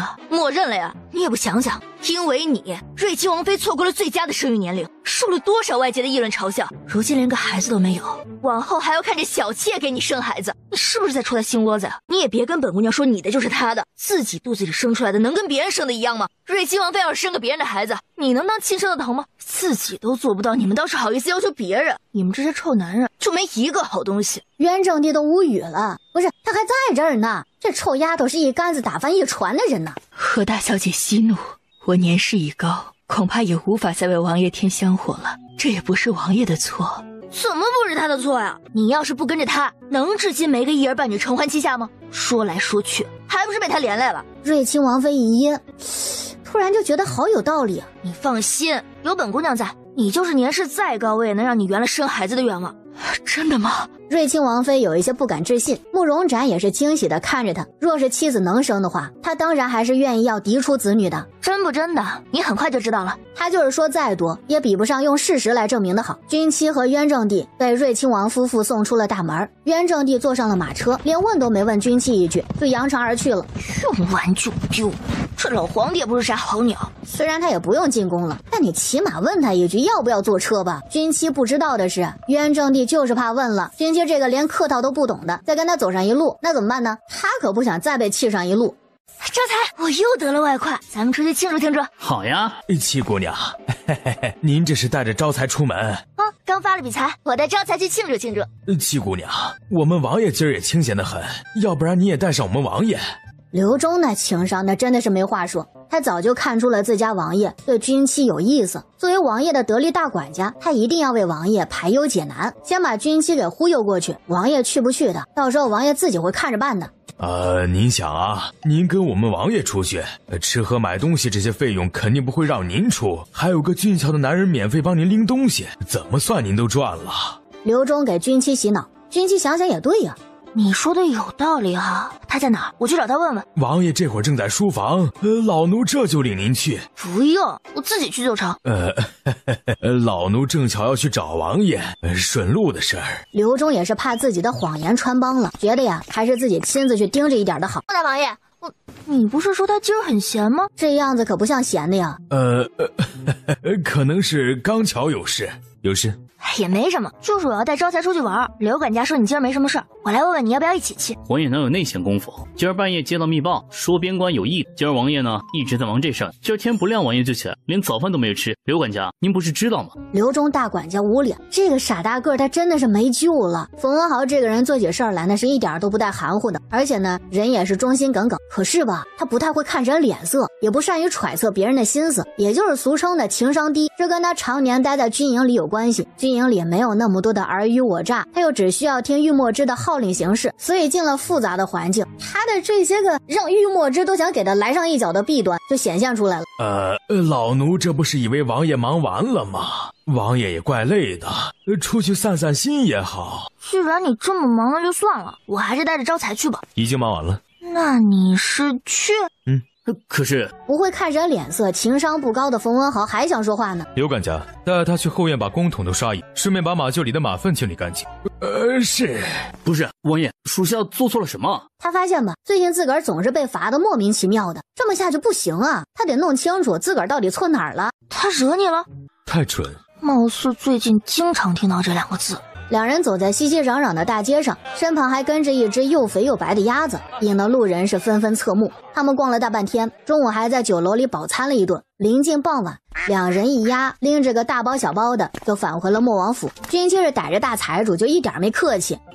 你不觉得你对待莫王有些不同寻常吗？哪儿不同寻常？难道是花他钱比较多啦？说不出来，就是好像比别人多了些什么，又少了些什么。招财作为一支笔，能够感受到这些就已经不错了。君妻从来没有经历过感情，所以在这个方面难免迟钝。他见招财也说不出一个所以然来，因此呢也没放在心上。哟，这不是侍郎夫人吗？侍郎夫人，你这是咋了？是不是何大少步步高升，你高兴的整宿睡不着啊？我跟你说，你这样可不行，熬夜老得快。你本来就有好些年生不出孩子了，再这样下去，岂不是雪上加霜更生不出来了？你想想啊，何大少现在仕途一片光明，就剩下子嗣这块心病了。你肚子若一直没动静，何大少自然要跟别人生了，到时候这居阳侯府还有你什么事儿啊？罗浅韵差点被君妻气得吐血，就他夫君这样的状况，连行房都不行了，还怎么生孩子呀？虽然曲阳侯对外封了口，但他就不相信君妻不知道这事儿。这个死丫头那真的是哪壶不开提哪壶，专门来戳他的心窝子的。罗浅韵不知道，这只是君妻送给他的开胃菜，更大的惊喜还在后头等着他呢。大小姐，我们夫人可是你的嫂嫂，俗话说长嫂如母，你就是再有不满，也不应该如此刻薄呀。这果然呐，贱妾养大的就是没有教养。是你这贱奴养大的好，成了吧？一句话把罗浅韵跟蔡嬷嬷都给骂了。我说你一个奴才倒是口气不小，还教训起主子来了。难道罗家的家教就是奴打妻主？啊，不对啊，你也欺负不了本姑娘啊，你这顶多就是疯狗狂吠。还有啊，本姑娘给你普及普及，贱妾最少还是个妾，多少也算半个主子，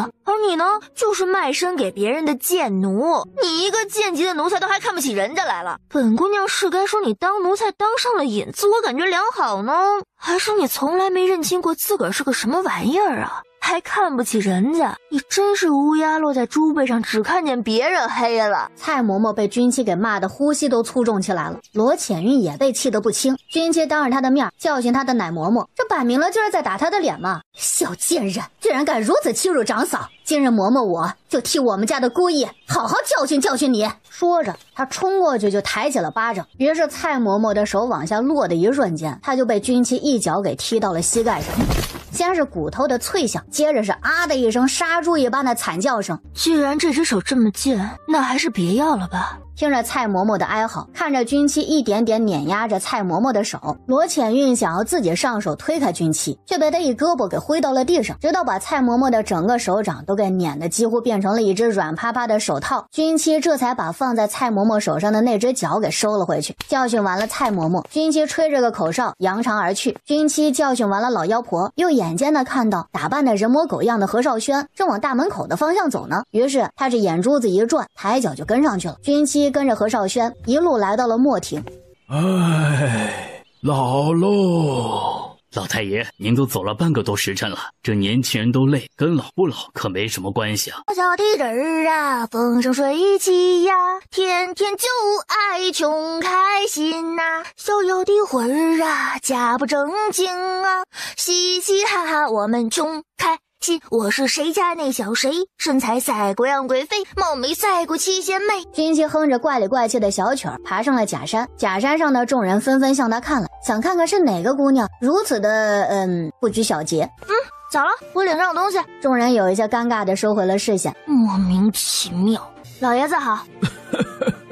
姑娘好。老爷子您的茶好香啊，能不能讨杯尝尝？姑娘怎么没跟友人一起？我来寻个仇人，所以就一个人。老人愣了一下，摇头失笑。姑娘刚刚的小曲儿很是新颖，不知是在哪里学的？就偶然听到记了下来，脑子好使，没办法。姑娘很有趣。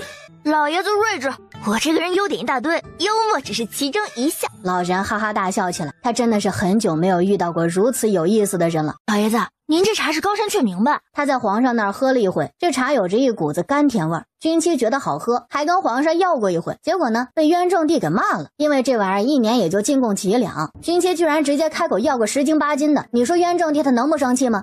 姑娘怎知这是高山雀鸣？在一个小气的老头子那里喝过一回。老爷子您身份不简单啊。姑娘也让老朽刮目相看。大家彼此了。李兄、王兄，适才在下遇到了素有京城才女之称的方小姐。哦，可是方帝师那位大方嫡女？是，在下过来的时候，还听方小姐在跟几位师长在讨论诗词呢。咱们也去听听吧。走。姑娘对那位方小姐似乎不太认同。同性相斥，我对长得比我好、才学比我好的都没好感。那可是帝师的孙女，才学出众，美貌动人，在京城声名在外，无人不知。姑娘难道不想认识认识？不想，本小姐可没被不相干的人说教的习惯。听起来姑娘似乎见过方小姐。上次灯会，方小姐参加了夺灯王的比赛，可是她表现不好，让你不喜。你干嘛总提他呀？你们亲戚？也算沾点关系。算不上不喜，就是觉得跟他合不来。老朽可否听听姑娘的高见？他这个人吧，我承认确实有才，但是给我的感觉太傲了。当然，他有这能力傲气点不算什么，但有句话说得好，恃才傲物，一世曰骄，跟水满则溢的道理一样。过分的傲会让人听不进别人的劝告，也看不见别人的优点，只一味的用自己的标准来衡量别人，这是做人的大忌。而方小姐给我的感觉就是这样。还有，我看那位方小姐被追捧的飘的不是一般的厉害啊。承认她有才，又长得漂亮，但京城人才济济，难道就真找不出几个比她厉害的？我想说她不是帝师的孙女儿，恐怕也没这么响亮的名号。就拿刚刚来说吧，那书生说跟方小姐探讨诗词的都是师长，在京城能被称为师长的那也算是大儒了吧。若不是因为他祖父的关系，人家好几个学识渊博的师长为什么围着他一个小丫头转啊？哎呀，上苍不公啊！您说说，像我这样可爱的小仙女，为什么就没个有权有势的爷爷让我用用呢？要我有一个这样的爷爷，我一定每天3炷香保佑他长命百岁，到时候我也能多点时间在京城横着走。您说对不对啊，方帝师？姑娘聪慧，姑娘如何猜到是老朽？高山雀鸣是其一，方小姐的亲戚是其二。其实最主要的原因还是您的处事作风跟皇上很像。有句话叫有容德乃大，皇上其实是个很宽容大度的人。自他登基，大越几乎没出现过诛九族之类的惨烈之事。皇上施的是仁政，因此也更受百姓爱戴，朝臣拥护。当然，皇上的仁慈也对事对人。一国之君，光是有人心可是不行的。就拿对待贪官污吏来说吧，他可一点都不手软，这点您也一样。虽然您表现得挺随和的，也并没有轻视别人的意思，但就从您身边这位大叔对您恭敬中带着绝对服从的态度来看，您并不如表面上那般随和。我想，其实恩威并施、宽猛相济这2个词来形容您的行事作风才更为贴切。师徒嘛，皇上的见地学识等很多都是来自您的教导，所以你们的作风有时候很像。姑娘的聪慧异于常人。您老不用担心了，我真的是刚巧路过，不是冲着您来的。敢问姑娘贵姓芳名，是哪家千金？或许您老也听过曲阳侯府何君妻。可是那位从小被换了身份的曲阳侯府大小姐，是不是惊掉下巴呀？其实我也没料到本姑娘居然会这么有名，只能说云层永远遮不住太阳，是金子那总会发光的。方坤，不是你这样洋洋得意的表情，不知道的还以为你被人传的是啥好名声呢。世人多愚昧。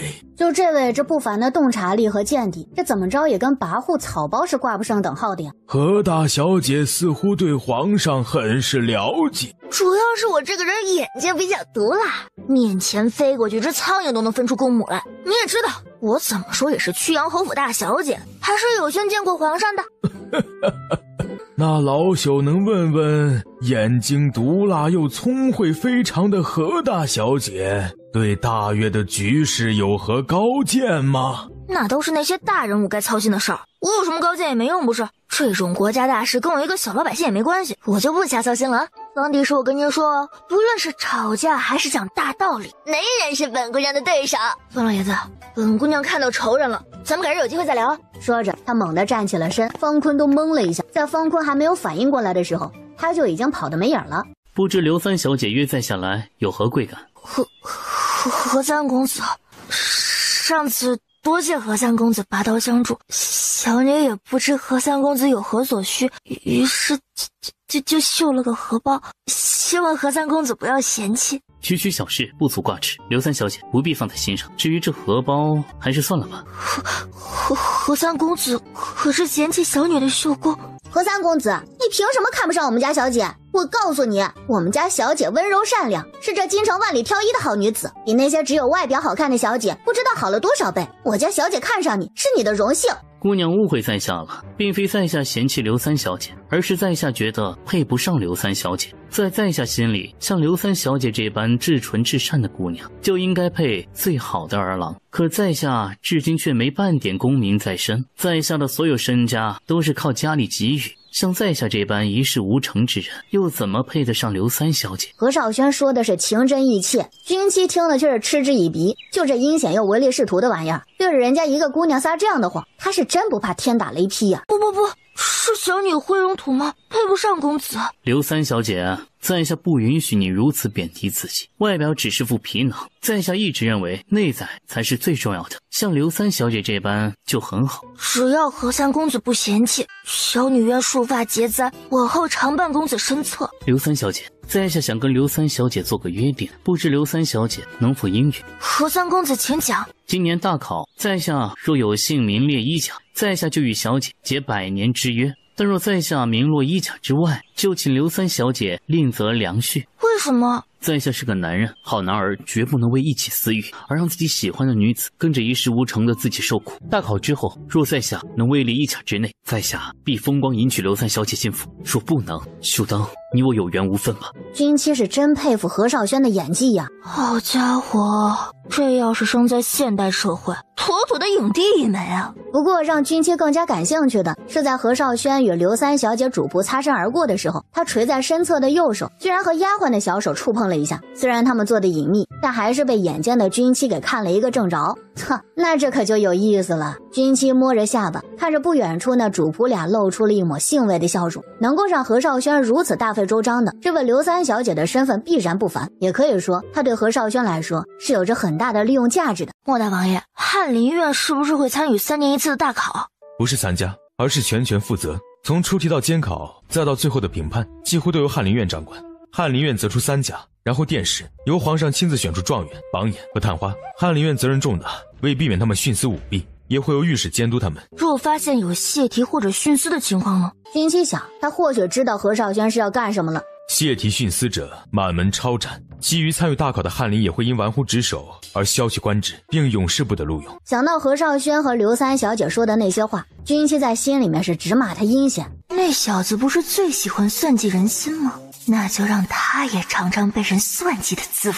君妻样样的走在大街上，他本来想要去见刘央的，可是无奈人家门第太高了，完全不把自个儿给当回事儿，自己是连大门都没进去。为今之计，还是要找一个有身份有地位的人带他进去，他才好就他们共同的敌人做一下深入的探讨。找谁呢？周尚书、陈尚书、沈御史，要不然直接拉上那位身份尊贵谁都不敢惹的莫大王爷。正在君妻考虑要找哪个有分量的人时，迎面那个白须老头让他是眼前一亮。老爷子，张老爷子，看来老朽跟何大小姐缘分不浅呀。我也这么觉得。既然咱们这么有缘，那老爷子，咱们找个地方去搓一顿呗。直到方坤带着随从被翰林院院守刘央小心翼翼地接进了府，他才知道原来君妻说的这个找个地方是指的刘家。被利用了一把，方坤并没有生气，反而是有一些好笑。这般明目张胆的利用，他都已经多少年没有遇到过了。何大小姐是说何三公子要利用小女在大考上动手脚？若猜得不错的话，应该是这样。何三公子似乎是何大小姐的亲兄长。啥亲兄长啊？仇人还差不多。我就知道你不信。哼，你们这些当官的就跟那筛子似的，一堆的心眼儿，更是每天拿阴谋诡计下饭。人家但凡有点好心，你们不琢磨出想要害你的18个理由，你们是不怕羞啊？整天这么累脑子，难怪老得这么快。刘央，不是，拜托他身处的可是波谲云诡的官场，要是没点防人之心的话，还不得分分钟的被吃的连渣都不剩了。我说刘大人，您看都要到饭点了，咱是不是吃了饭再说呀？这二位聊的这些个文绉绉的话题，他是真的听得都打瞌睡。反正他这目的也已经达到了，君妻就打算先撤退了。可是他又觉得吧，自个儿把人家方老爷子给带来的，利用完了就扔这儿，似乎是有一些不地道，所以他就想着履行了承诺，在刘家搓一顿再走嘛。正好呢，他也能蹭顿饭，他可真是一个信守承诺的小机灵鬼儿。瞧我跟方太傅聊得太忘我，都忘了这茬儿。管家，赶紧的，让厨房准备上好的饭菜。不知何大小姐怎么会与方太傅一起来刘府做客呀？在路上碰到的，方老爷子向我打听刘家怎么走，我就领他来了。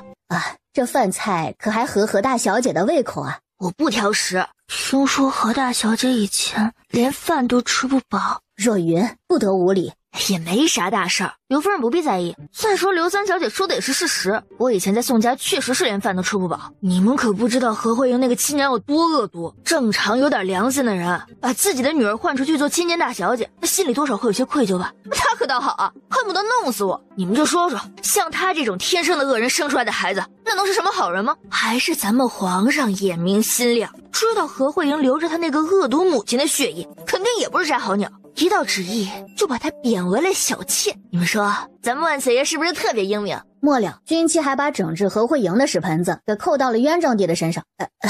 是，皇上自然是圣明的。可何二小姐一出生就被换，她也没做错什么呀。若云，休得胡言乱语。刘三小姐说何慧莹无辜，这点本姑娘可不敢苟同。是，她一开始并不知道自己是贱妾的女儿，她被换也不是她能决定的。但是后来本姑娘回了曲阳侯府，她这个鸠占鹊巢的人是不是应该主动把位置让出来？她生父母健在，而且为了她虐待了别人的女儿10多年，她要是有心就应该乖乖回到生父母身边。可是她呢，只字不提亲生父母，依然霸占着本姑娘的生父母亲兄长。或许刘三小姐也听说过我与曲阳侯府关系不睦，试问若是换了你，整日面对一家子本该最亲的人，对占了你的位置，还因为他过了10多年非人生活的人嘘寒问暖关怀备至，你能心胸宽广的当没事人？何慧莹明知道因为他我与家里人不睦，他却依然享受着这些本不属于他的东西，从不想过归还。刘三小姐，未经别人苦，莫劝他人善，你未经历过我的那些伤，也没资格劝我放下。若云，给何大小姐道歉。对不起，小女无状，何大小姐大人有大量，莫要放在心上。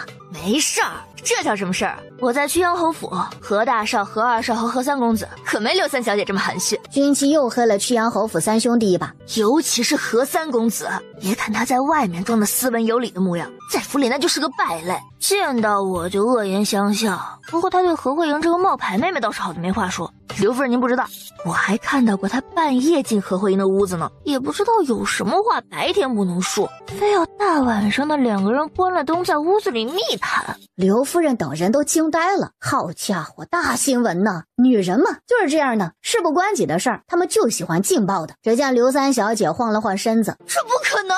然后不等别人有所反应，她起身就冲出了餐堂。她这一嗓子也惊动了那边聊得热火朝天的几人。没啥事儿，刚我说何三公子跟养妹半夜3更关着灯在屋子里说悄悄话，刘三小姐可能是脸皮薄，受刺激了。刘家年纪最小也最为血气方刚的少爷，贸然听到这么大的一个八卦，直接就被口水给呛了一下子。其余的刘家人看着完全不当回事的君妻，心里默默的吐槽了一句：你当着这么多人的面啊，尤其是帝师的面，这么的不正经，真的好吗？方帝是对于这个小丫头搅风搅雨的德性也是有一些服气的。小女失礼，让方太傅见笑了。看三女儿的反应，刘央就知道君妻说的8成就是真的了。君妻饱餐一顿，又跟刘央通了气，还顺便挑拨了一下何少轩和刘若云之间的关系。他这一趟来的也算是物超所值了。君妻又拉着方帝师溜达着走了走。方帝师年纪大了，折腾了半天就有一些面露皮色。君妻看他实在是力不从心，那也不知道被他抛弃了多少年的愧疚之心，突然就冒了一个头。这老爷子人都这么大岁数了，被自个儿用了半晌，累成这样也没说什么，这咋想都有一些不得劲儿。噔噔噔啊！老爷子看到没有，就是这根银针有幸落在了我的手上，从此它就不是普通的银针了，而是能生死人肉白骨的神针。怎么样，老爷子，本姑娘给你扎几针，谢谢您身上的病灶。他这满满江湖骗子的既视感，让俩随从果断就把方帝师给拉得远了一些。老朽休息一下就好，就不麻烦何大小姐了。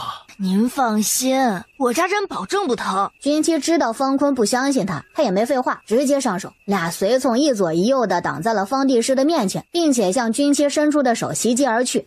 君妻手腕翻转，以迅雷不及掩耳之势，一人给他们的脖梗处就来了一针，然后这俩呢就直接被钉在了那。除了正在转动的眼珠子能够看出他们俩既惊又慌的心情，他们是一点都动不了了。在方帝师惊讶的时候，君妻已经把一根银针给插在了他的头顶上，紧接着方帝师就眼睁睁的看着君妻左掏掏右掏掏，一连摸出了10多根的银针啊！然后他这脑袋上、手上又多了10多根的银针，他就不怕自个儿一不小心被扎到吗？一般人放银针应该不是跟他一样这么随便吧？大概2刻钟过后，军七把银针从方坤的身上拔下来，然后随便的往怀里面一揣。真不会扎到啊？总感觉这个小丫头不靠谱，是怎么回事？军七在俩随从的穴道上轻轻地点了一下，俩随从恢复了自由，连忙上前查看方帝师的安危。被2个随从提醒，方坤这才感觉出来，自己此刻简直叫做神清气爽，不仅身体没那么疲累了，连多日以来的昏昏沉沉的头脑都清醒了不少。怎么样？本姑娘没骗你们吧？要不是看你这老头顺眼，本姑娘才懒得管你呢。不过本姑娘可跟你们说好了哈，今日之事你们不能往外传，不然本姑娘让你们好看啊。方帝师笑着摇了摇头，这姑娘本事不小，就是这脾气秉性有些个离经叛道。何大小姐，你们干嘛笑得这样猥琐呀？面对笑得跟狼外婆一样凑上来的2个人，你们俩身体好得很，用不着我扎针。不是，何大小姐，我们就是想问问您这功夫属于哪一派，师从哪位高人？还有，您能不能传授2招？滚开！你们又老又丑的，也想打本姑娘的主意啊？俩随从的笑僵在了脸上，就好扎心啊。莫王爷，上次灯会一别，没想到会在家宴有幸再见到，小女这厢有礼了。你跟方小姐见过？看样子还有故事。见过。玉墨之毫无感情的2个字，让方灵溪露出了一个倨傲的笑容。他就知道，以他的学识、容貌、身份，怎么可能会被人给忽略呢？灵溪，你先下去吧。方灵溪小女儿家的心思他看得很清楚，但他也看得出来，玉墨之对他并没有什么意思。你觉得方家那位小姐如何？哪位？就是说与你在灯会上认识的那一位。不如何？傲慢自私又自以为是，你要纳他入宫，最好3思而行。元正帝，他这带外甥啊，果然是被军七那个臭丫头给带坏了，现在都知道跟他装蒜了。自方家家宴之后，京城慢慢的就掀起了方家大房嫡女即将成为莫王妃的流言。莫大王爷，听说你要娶妃了，你这个老大男终于有人要了，恭喜恭喜啊！本王也听说你被人抛弃了，同喜同喜。这丫头的流言蜚语可比他的要离谱多了。莫诅咒你一辈子都娶不到老婆。莫大王爷，你说方家为什么不制止，而任由流言扩大呢？以方家的能力，如果想要让流言消失，应该不难。他们反而是让流言越传越离谱，难道他们就不怕最后收不了场吗？人心不足。玉墨之多智近妖，怎么可能会不明白方家的目的呢？只不过方家想要在他的身上打主意，只能说他们是打错了算盘。方老爷子那老头的一世英名又要完。以方老太傅的为人，应该是做不出来这样的事情，估计是家里头那些不省心的不孝子孙整出来的。这没影的事儿，也不知道他们是怎么传的，有鼻子有眼的，流言真是可怕。不过说真的，莫大王爷你都26了呀，老男人一个了，差不多得了。军七就是嘴欠，明明吵不过玉墨之，他偏偏就不服输。就你这阴晴不定、杀人如麻的性格，有姑娘不嫌弃你就知足吧。再挑下去，你们家要是真断了香火，那你罪过可就大了。哼，你放心，本王还有的挑，绝不会跟你落得一个下场。被内涵没人要的军七，王八蛋，这还怎么愉快的玩耍啊？王爷，七姑娘，宫里来人传话，宣七姑娘进宫一趟。军七整日的神龙见首不见尾，就连皇上找人都跟摸虾一样四处的寻摸。皇上找我干什么呀？元正帝那老头总不可能是有什么好事要找他吧？就说我刚走，反正也没好事，他才不要去跟元正帝大眼瞪小眼呢。是方老太傅在宫里晕了过去。军七惊诧，果然是没好事。不过军七对于方老太傅的印象不错，于是他就跟着玉墨之一块进了宫。哟，方老爷子，您这是被皇上气着了？别贫了，快给老太傅看看。莫着急，你只管把银子准备好就成。军七上手给方老太傅把脉，怎么样？忧思过重，再加上年纪大了，问题不大。不过以后可要多多注意了，老爷子可80多了，不是18，刺激多了随时都有嗝屁的风险。胡说八道！怎么胡说八道了？他这身体若是不好好保重，撑不了多少时间。生老病死这是人间法则，任何人都逃不过。我这可是好心提醒老爷子少想些有的没的，自己的身体才最重要。你不会好好给老太夫看看？拜托，我是会医术，又不是仙术，还能让人逃脱生老病死的自然法则呀？这老爷子都80好几了，好不好？身体机能都已经退化的不成样子了，再瞧也不能瞧成18大小伙，不是？咱事先说明，老爷子若能平缓心情，我也就能让老爷子健健康康的多活几年，走得不那么痛苦，绝对不能让他活成千年老妖。朕什么时候说要老太夫长生不死了？这臭丫头越说越离谱。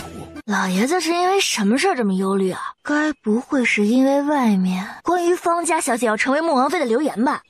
难道方老爷子您今日进宫是为了以皇上老师的那点师生情，求皇上把你孙女指给莫大王爷？皇上不同意，然后你们就吵了起来，最后您就被皇上气晕了。君妻又开始脑洞大开了。你这想象力不是一般的丰富啊！是老朽想回故里，特意来向皇上辞行。再误会下去，这小丫头不定脑补出什么来呢？您不是刚回京不久吗？怎么这么快就要走啊？是不是因为管不了家里的不孝子孙气的？方老太傅叹了一口气，默认了。听到流言的时候，他第一时间就想着让人把流言给压下去，可是流言却是愈演愈烈，这说明了什么？不言而喻啊！他的那些子孙呢，都被权欲给蒙蔽了双眼。他本来想要眼不见为净回故里的，可没想到却在御书房晕了过去。我说方老爷子，您就是瞎操心。他们乐意撞南墙，您就让他们撞去呗。等什么时候他们头破血流知道痛了，他们就记住教训了。您这劝那劝的，非但落不了好，说不定反而被埋怨，您自己还被气得伤了身子，多不划算啊！听我的，您就该吃吃该喝喝，当水手掌柜的，什么都别管，也什么都别问。我倒要看看他们能翻出什么浪花来。不过您要是实在使不下这忙碌一生才得到的尊荣名声，那我也没办法了。何大小姐活得通透。方老爷子，你呀，就是操心太多了才身体不好。要我说，熊孩子嘛，收拾不了就放手让他们去折腾，等他们把自己折腾完了，也就老实了。只是可怜了老朽那个大儿子。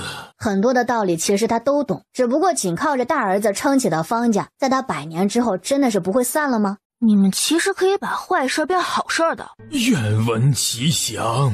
虽然这次流言传得大了些，但到底不是什么大事，只是有些影响方家的声誉。方灵溪如果成为了穆王妃，那方家就能够更上一层楼。如果方灵溪成不了穆王妃，不仅方家会沦为笑柄，方灵溪以后出嫁也成了问题。您不如趁这次机会把方家直接交给您大儿子，让他把方家那些蛀虫都清理出去，那些不老实的也都狠狠敲打一番，这样您大儿子也能树立起威信来，方家也清静了，你也能安心了，一举3得，有没有？方老太傅眼前一亮，对呀，他怎么就没有想到呢？方坤想着，这些年他虽然是不在京城，但是方家的大事一直是他在做主，大儿子没有名正言顺的接管方家，不服他管教的人也不少，其中就属二儿子一家是闹腾的欢，就好像方家最后不一定会落在大儿子身上一样。这些呢他都明白，只不过他一直想要让家庭和睦，才以看顾为由，让大儿子落到了这种为难的地步。这次的事儿呢，正好是一个机会，他可以把方家名正言顺的交给大儿子，趁他还能够喘气，他还能够帮衬大儿子一把。方老太傅和渊正帝告退，急匆匆的走了。渊正帝皱着眉，看着那个翘着个2郎腿吊儿郎当的小丫头，总觉得这丫头吧就不安好心。话说这每次那么一点点的小事儿，到了他手里，那指定是能变个样。这家伙是不是也太能折腾了？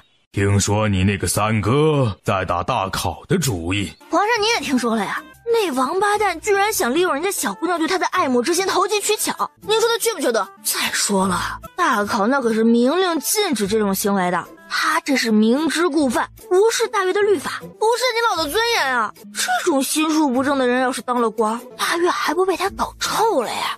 渊正帝，这跟他的尊严有什么关系啊？再说了，大越又不是纸糊的，随便一个人就能给搞臭了。你做什么朕不管，但你别拿大考搞事情。哎呀，安啦，我有分寸。你有屁的分寸！还有何少锦的事，你打算什么时候解决？很快就结束了。张儿，你可愿为父？乔爹说的，方家要不是有您啊，也没有如今这般风光。儿子可是沾了您的光，怎会怨您呢？再说儿子也明白，您是怕一旦方家换了家主，那些因为您的关系而得到的尊荣与便利也将不复存在，这些儿子都明白。我儿通透。不过父亲啊，皇上真的有意让灵犀为莫王妃吗？你以为呢？儿子觉得皇上和莫王恐怕看不上灵犀啊。那日儿子观莫王的表情，他对灵犀并没有什么特别的表情啊，也只是实话实说了见过而已。再说了，若是莫王对灵犀真有意，也不会等到现在一点动静都没有吧？你说的不错，他们这是怕我走了方家会没落，所以迫不及待地想找个更大的靠山呀。可父亲啊，您为何说那些似是而非的话误导他们呢？我若不用莫王镇住他们，让你名正言顺地执掌方家，下次还不知道要等到什么时候。父亲怎会突然想到这个办法？有个小丫头告诉为父，有时候坏事也能变成好事，就端看你怎么运作了。可是灵犀，你觉得灵犀的脾气秉性如何？太傲了，虽然他有才，但听不进别人的良言，又自觉高人一等，这样的秉性啊，迟早要吃亏。所以让他吃个教训，未必不是好事。父亲这是做什么？灵犀啊，你也老大不小了，是该把婚事定下来了。父亲明知道女儿跟莫王两情相悦，你跟莫王真的是两情相悦吗？那自家宴之后，你们可曾还见过面？那是因为莫王忙，等他腾出时间，一定会登门拜访的。方灵犀对自己的吸引力有着绝对的自信，他总以为只要他想，随时都可以见到玉墨之。灵犀，你就从来没有想过，莫王对你根本没有那种意思？不可能！若京城有一个能跟莫王相配的女子，那个人一定是女儿。这样吧，为父把方家要为你择婿的消息放出去，若莫王有所动作，那为父就不再干涉你的终生大事；若莫王不闻不问，那就说明他对你无意，你就要听从为父的安排，乖乖找个郎婿嫁了。好，就听父亲的，也希望父亲能说话算话，父亲能顺利当上家主。女儿不说，父亲也知道是因为谁。若是父亲不能遵守诺言，女儿能让父亲坐上家主之位，也能让父亲从家主之位上下来。方丈惊讶地看着方灵犀，他从来不知道女儿已经自大到这种地步了。好，也希望你能记住自己说过的话。老爷，你怎能如此糊涂？灵犀他明明跟莫王好事将近，你再给他择婿，不是让所有人都看了我们方家和灵犀的笑话吗？还有，你让莫王怎么想灵犀？谁跟你说莫王跟灵犀好事将近的？家宴上莫王的态度难道还不能说明吗？莫王什么态度？莫王只说了见过2个字。莫王见过的女子那么多，难不成他对每个人都有意思？其他人怎么能跟我们灵犀相比啊？怎么不能比？他是比别人多了只眼啊，还是多了个鼻子？可灵犀他是帝师之孙，又漂亮聪慧，琴棋书画样样精通，这样的莫王难道还看不上吗？还有，父亲从宫里回来就把方家名正言顺地交给了你，难道不是因为皇上有意指婚？我告诉你，父亲进宫，皇上根本没提过灵犀，只是父亲想借这个机会让我名正言顺地接掌方家而已。而且你看看家宴都过了这么久，莫王对灵犀有过什么表示吗？那现在怎么办啊？只能借给他找婆家的借口，把流言减小到最低了。这些日子你管家也辛苦了，就先在自己院子里休息一段时间吧。让方大夫人心中一惊，这是要罚他闭门思过呀。你没说是本小姐让你去的吗？奴婢说了，可是莫王府的侍卫连通报都没通报，就把奴婢给赶了回来。方灵犀听了丫鬟的一面之词，这心里的火气也起来了。他带着丫鬟坐着马车，直接就杀上了莫王府。守门的侍卫看着刚刚那个高傲的跟个母鸡似的丫鬟又来了，这次呢还带了一个打扮不俗的漂亮小姐，接着露出了好奇的神色。方灵犀命令丫鬟上前说话，在他的心里，这些个侍卫那都是低下的奴才，还不配他浪费口舌。丫鬟有了自家小姐撑腰，脖子高高的扬起，上前几步报上他们小姐的身份，小丫鬟如愿以偿的看到其中一个侍卫匆匆的进去禀报，只不过方灵溪却并不怎么满意，因为在他看来，只要报上名号啊，这些人呢就得第一时间恭恭敬敬的把他给迎进去，哪里还需要什么通报啊？可是这些人面对他呢，非但没有恭敬讨好，反而还一脸无所谓的让他站在大门口打量他，简直是太没规矩了。待会儿啊，他一定要让玉墨之好好的惩处一下这些个没有规矩的东西。方小姐，王爷有政务要忙，没时间接待方小姐，还请方小姐见谅。方灵溪和他的丫鬟都没有料到玉墨之会传出这样一句拒绝的话来。这不是方小姐吗？方灵溪回头，脸上的怒意把军妻都给吓了一跳。还有，我没说什么难听的话得罪这位大小姐吧？这一副恨不得吃了我的表情是怎么回事？七姑娘，您来了。啊，你们王爷在吗？我找他有点事儿。在。七姑娘，您里面请。你们不是说王爷有政务要忙，不见外客吗？几个侍卫就不是大姐呀，您是真不给自个儿留脸面呢？这么直白的说出来，他们都替这位方大小姐觉得脸疼。看着军妻和侍卫无语的表情，方灵溪以为他们是心虚无话可说了。现在本小姐要你们莫王亲自出来，给本小姐一个交代。军妻跟侍卫们都无语了，你怕不是没睡醒吧？我们家小姐说的话，你们这些个狗奴才到底听到没有？丫鬟同样气愤的叫嚣，一个侍卫上前，一巴掌就扇在了丫鬟的嘴上，丫鬟那嘴都被打歪了。然后在丫鬟还一脸懵的时候，侍卫揪着她就把她给拖远了。王府前禁止喧哗，还请方小姐尽快离开。高傲的人有一点好，那就是做不出撒泼的举动来。七窍生烟的方灵溪带着丫鬟怎么坐马车来的，又怎么坐着马车回去了，只不过是带着一肚子的气回去的。求小姐发发慈悲，跟掌柜求个情吧。民妇如果带不回糕点，相公肯定又要发脾气。里面怎么回事啊？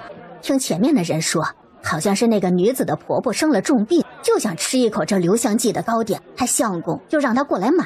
结果呢，她来晚了一步，今日的号已经满了。据她说呀，她如果带不回糕点，她相公就会生气的。这不，正在求掌柜通融呢。哎呦，这女子也是可怜。规矩就是规矩，你也莫要再为难客人了，明日赶早再来也不迟。可是民妇回去会被打死的。这样吧，我这份糕点就让给你吧。谢谢小姐，谢谢小姐。方小姐大善。军旗撇嘴，这女的不仅傲，还爱装呢。方灵溪享受着众人羡慕又爱戴的目光。突然，走进店内的军妻映入他的眼帘，他眸子缩了一下，然后就划过了一抹不屑和恼怒。这女的每次遇到都会让她难堪，而且呢，她跟玉墨之扑朔迷离的关系真是让人膈应和恼恨。掌柜，今日祖父特别想吃这里的糕点，可否给本小姐再做一份？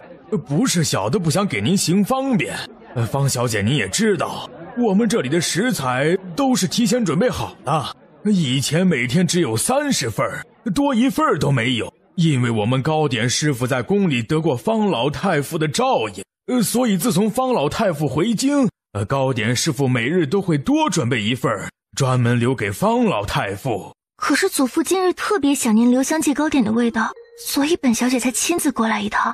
唉，都怪我太心软了。所以你是既想得好名，又想得糕点去孝顺爷爷。掌柜第一次觉得这位方家小姐有些个又当又立啊。不知本小姐可否见一见糕点师傅？好，方小姐您稍后。小人见过方小姐。李师傅多礼。方灵溪面上无意，但她却有一些高高在上的，连站都没站起来。君熙觉得这女的可能是想搞事儿，一份糕点，既然这女人都已经让出去了，就证明不是多重要。可这女人却在看见她之后就改变了主意，非要再要一份糕点。看来这女的是想要跟她过不去啊。不知方小姐叫小人有何吩咐？是小女有事相求。方灵溪把刚刚自己把糕点让出去的事儿给说了一遍。都怪我，明知祖父今日想吃李师傅做的糕点，却没忍住把他那份让给了别人。可李师傅您可能不知道，祖父年龄大了，难得有食欲的时候，小女怕他吃不上，过后又没了食欲。李师傅皱起眉想了片刻，他看向排队的人群。不知哪位可以让出今日这份糕点？众位放心，只要有人让出今日的糕点，往后7天，李某可以免费给他提供2份。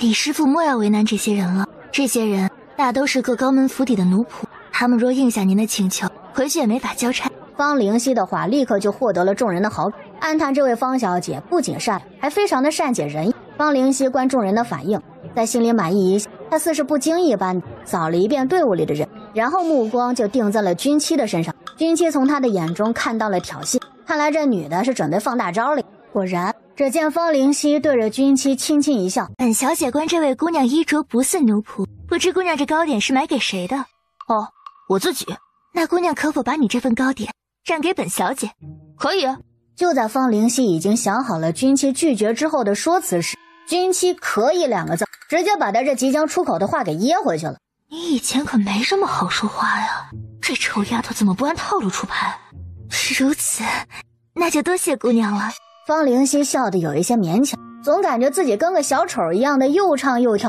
却并没有影响到人家半分。“不谢，我还要谢谢方小姐呢，毕竟往后7天我每天都有双份糕点吃了，还是免费的，这多亏了方小姐。”所以说这队真的是不白排，他都没有料到居然还会有这样的惊喜呢。方灵溪咬牙，他挑衅的目光这么明显，正常人不都该是火冒三丈？难道这死丫头看不懂别人的眼色？“本小姐观姑娘面生得很，不知姑娘是哪家小姐？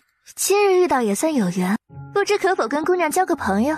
方灵溪虽然是询问，但话却透着一股子施舍的语气。“交朋友就算了，我怕下次再见过方小姐之后，会传出什么奇怪的流言。”君妻还特意加重了“见过”2个字，脸上又被扇了一巴掌的方灵溪差点把掩在袖子里的手指甲盖都给掰断了。“姑娘说笑了，不过姑娘不愿意说，本小姐也就不强求了。”这话就是在暗示君妻不识抬举，身份呢又拿不出手了。你这女人好生无礼，我们家小姐跟你做朋友，那是看得起你。京城想要跟我们家小姐做朋友的千金小姐不计其数，你为什么不愿意啊？还是说你有什么见不得人的身份才不敢说的？不得无礼，下人失礼，姑娘海涵。没事，奴才嘛，多少随点主子。方小姐别误会哈，我不是说你跟你的丫鬟一样思想龌龊、自以为是、自视甚高，只不过我这人交朋友比较挑，也比较怕狗。方小姐不符合我交朋友的标准。再说了，方小姐身边的狗叫得太厉害了，我怕哪天不顺你心意就被咬一口。哎呀，方小姐，你不知道平民百姓难呀！我要是跟你做朋友吧，一个不留神，随时都有被狗撵着咬的风险，说不定还得被冠上一个走狗屎运、巴结讨好的名声。本姑娘要是不顺着你的意思跟你做朋友吧，那就是不识好歹，甚至被怀疑身家不清白。您说说，这让人怎么选啊？不如咱问问大家伙，帝师之孙女强迫别人结交不成，反诬陷别人的清白该怎么处理？方灵溪这下子脸上的笑是真的维持不住了，他脸色黑沉，他的狗那个丫鬟差点都要冒烟了。贱丫头，你骂谁呢？骂疯狗呢？咋的？你要对号入座？别说，虽然你们品种不同，但气质还是有的一拼的。够了，姑娘不愿结交，本小姐也不强人所难，但姑娘属实不应该口出恶言。本姑娘一开始就拒绝了跟你交朋友，是你们听不懂人话，一直逼逼叨个不停。还有啊，本姑娘说什么恶言了？本姑娘就是骂了条疯狗。方小姐这是以为本姑娘说的是谁啊？她又没指名道姓，是你自己想歪了，可赖不着她呀。姑娘，女子当谨言慎行，咄咄逼人，有些违礼了。你哪根通啊？女人吵架，你跟大男人瞎掺和什么劲儿啊？咋的？要英雄救美啊？可惜你这细胳膊细腿的，连狗熊都算不上。哼，不可理喻。方小姐不必跟这等无礼之人一般见识，免得失了身份。多谢公子仗义直言，让公子看了笑话，小女羞愧。不是方小姐的错，方小姐无需感到汗颜。你们俩可是够了啊！大庭广众的演什么郎情妾意呀？也不嫌有伤风化。不过你们俩怎么会一起出现在糕点铺的？该不会你们好事将近了吧？哎呀，大喜事呀！君妻那夸张的表情和语气，好像人家真的是好事将近了一样。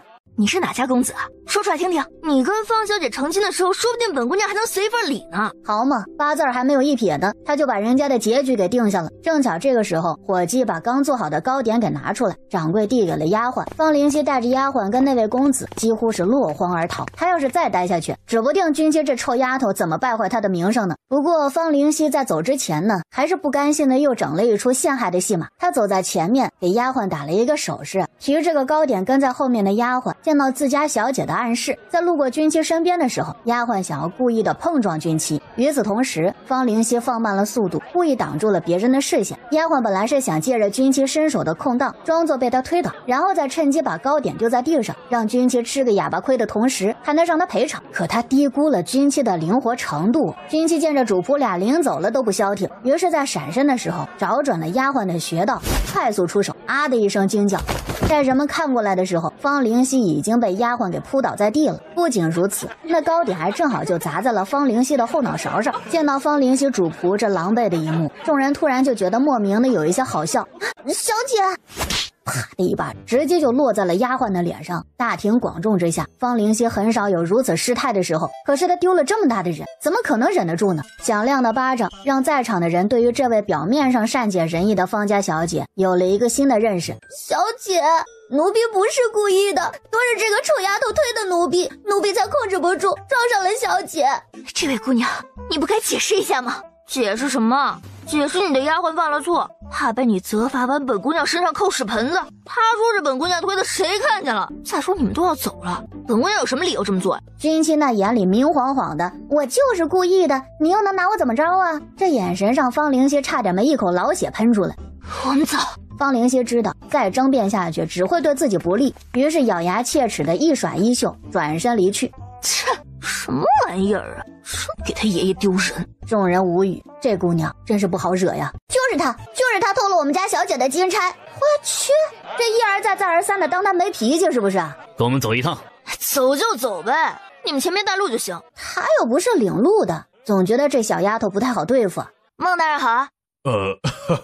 何大小姐好。丫鬟听到孟祥的称呼，心里咯噔一跳，突然就有了不好的预感。听说有人告本姑娘偷盗，本官想这里面可能有什么误会。就是他偷了我们家小姐的金钗。大人，您说是不判他一个偷盗之罪，把他关进大牢里，那您就是包庇他，与他同流合污。我回去之后，一定让我们老太爷在皇上的面前告你。孟祥都被这个奴婢给气笑了，一个奴才口气倒不小，还敢跟他在这里大呼小叫的威胁他。既然他说我偷了他家小姐的金簪，那咱们就到方家跟他家小姐亲自对质好了。既然是他偷了东西，看在孟大人亲自上门的份上，让他把偷的东西还回来就可以了，其余的我们也不追究了。方大夫人，下官想这里面是不是有什么误会？不如让当事人方小姐出来详细说一下经过。这能有什么误会啊？难不成孟大人还怀疑我女儿污蔑他不成？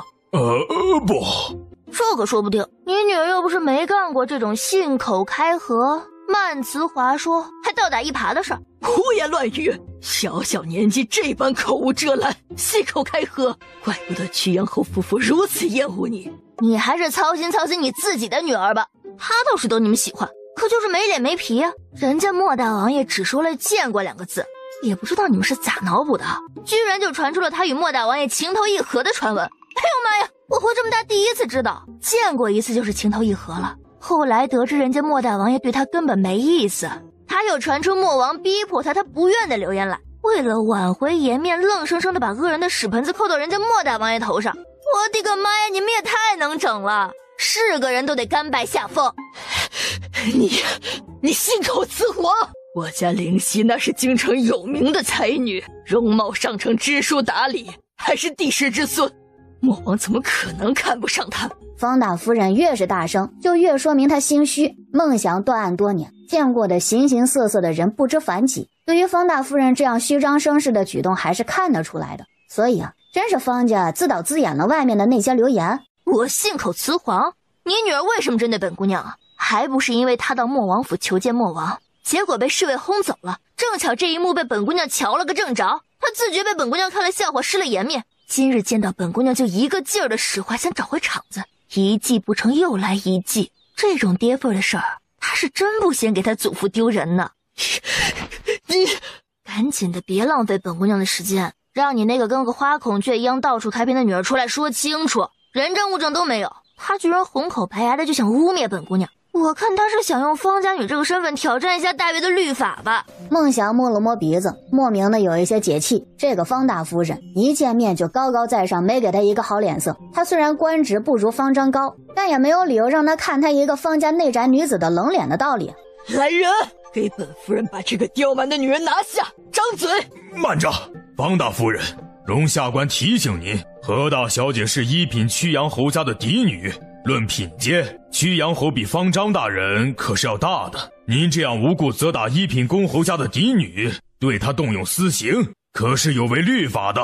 他私闯方宅，无故辱骂本夫人，算不算过错？方大夫人可不吃孟祥这一套。来人，还不快把他拿下！婆子逼近，孟祥急忙挡在了军妻的面前。人是他带来的，他怎么着也有责任呢。你起开！从椅子上站起来的军妻扒拉开孟祥，向朝他扑过来的婆子就踢出了一脚。砰的一声，那5大3粗的婆子呀，直接被他一脚从门口给踢出去了。在其余人傻眼的空档，军妻走到方大夫人的面前，一只手薅住了方大夫人前胸的衣服，另一只手抬起，啪啪，2巴掌落下，方大夫人的左右脸立马就红起来了。娘的，姑奶奶给你脸了是吧？你也不出去打听打听，姑奶奶是那么好欺负的吗？就是曲阳侯那老东西见了姑奶奶都得绕道走，你居然还想让人打我？这么喜欢张嘴，今日姑奶奶也让你尝尝被掌嘴的滋味。说着，又是2巴掌落下，方大夫人嘴里的血跟鼻血都流出来了，脸也是变了一个模样。何大小姐息怒。得，刚刚他还担心军妻无法脱身呢，现在呀，他又开始发愁，方大夫人如果被打坏了该怎么办呢？娘！一声尖叫响起，得知军妻来了，本要想要过来羞辱他的方灵溪，见到自家已经面目全非的母亲，这心都哆嗦了。你来的正好，你说说，本姑娘是在哪儿？什么时候偷的你的金簪？你要说不出个所以然来，本姑娘就告你个污蔑之罪，让你去吃免费的饭。娘的，真当他好欺负啊！来人，给本小姐杀了他！孟祥觉得呀，这是要坏菜，想拉着军妻先跑了再说。结果军妻一个飞身就跳到了院中，跟那些护院打起来。话说这何大小姐功夫好不说，她怎么还觉得这身形有些个眼熟呢？都住手！哟，方老爷子，您舍得出来了？祖父，灵溪，你先陪你母亲回屋去，这里的事情祖父自有分寸。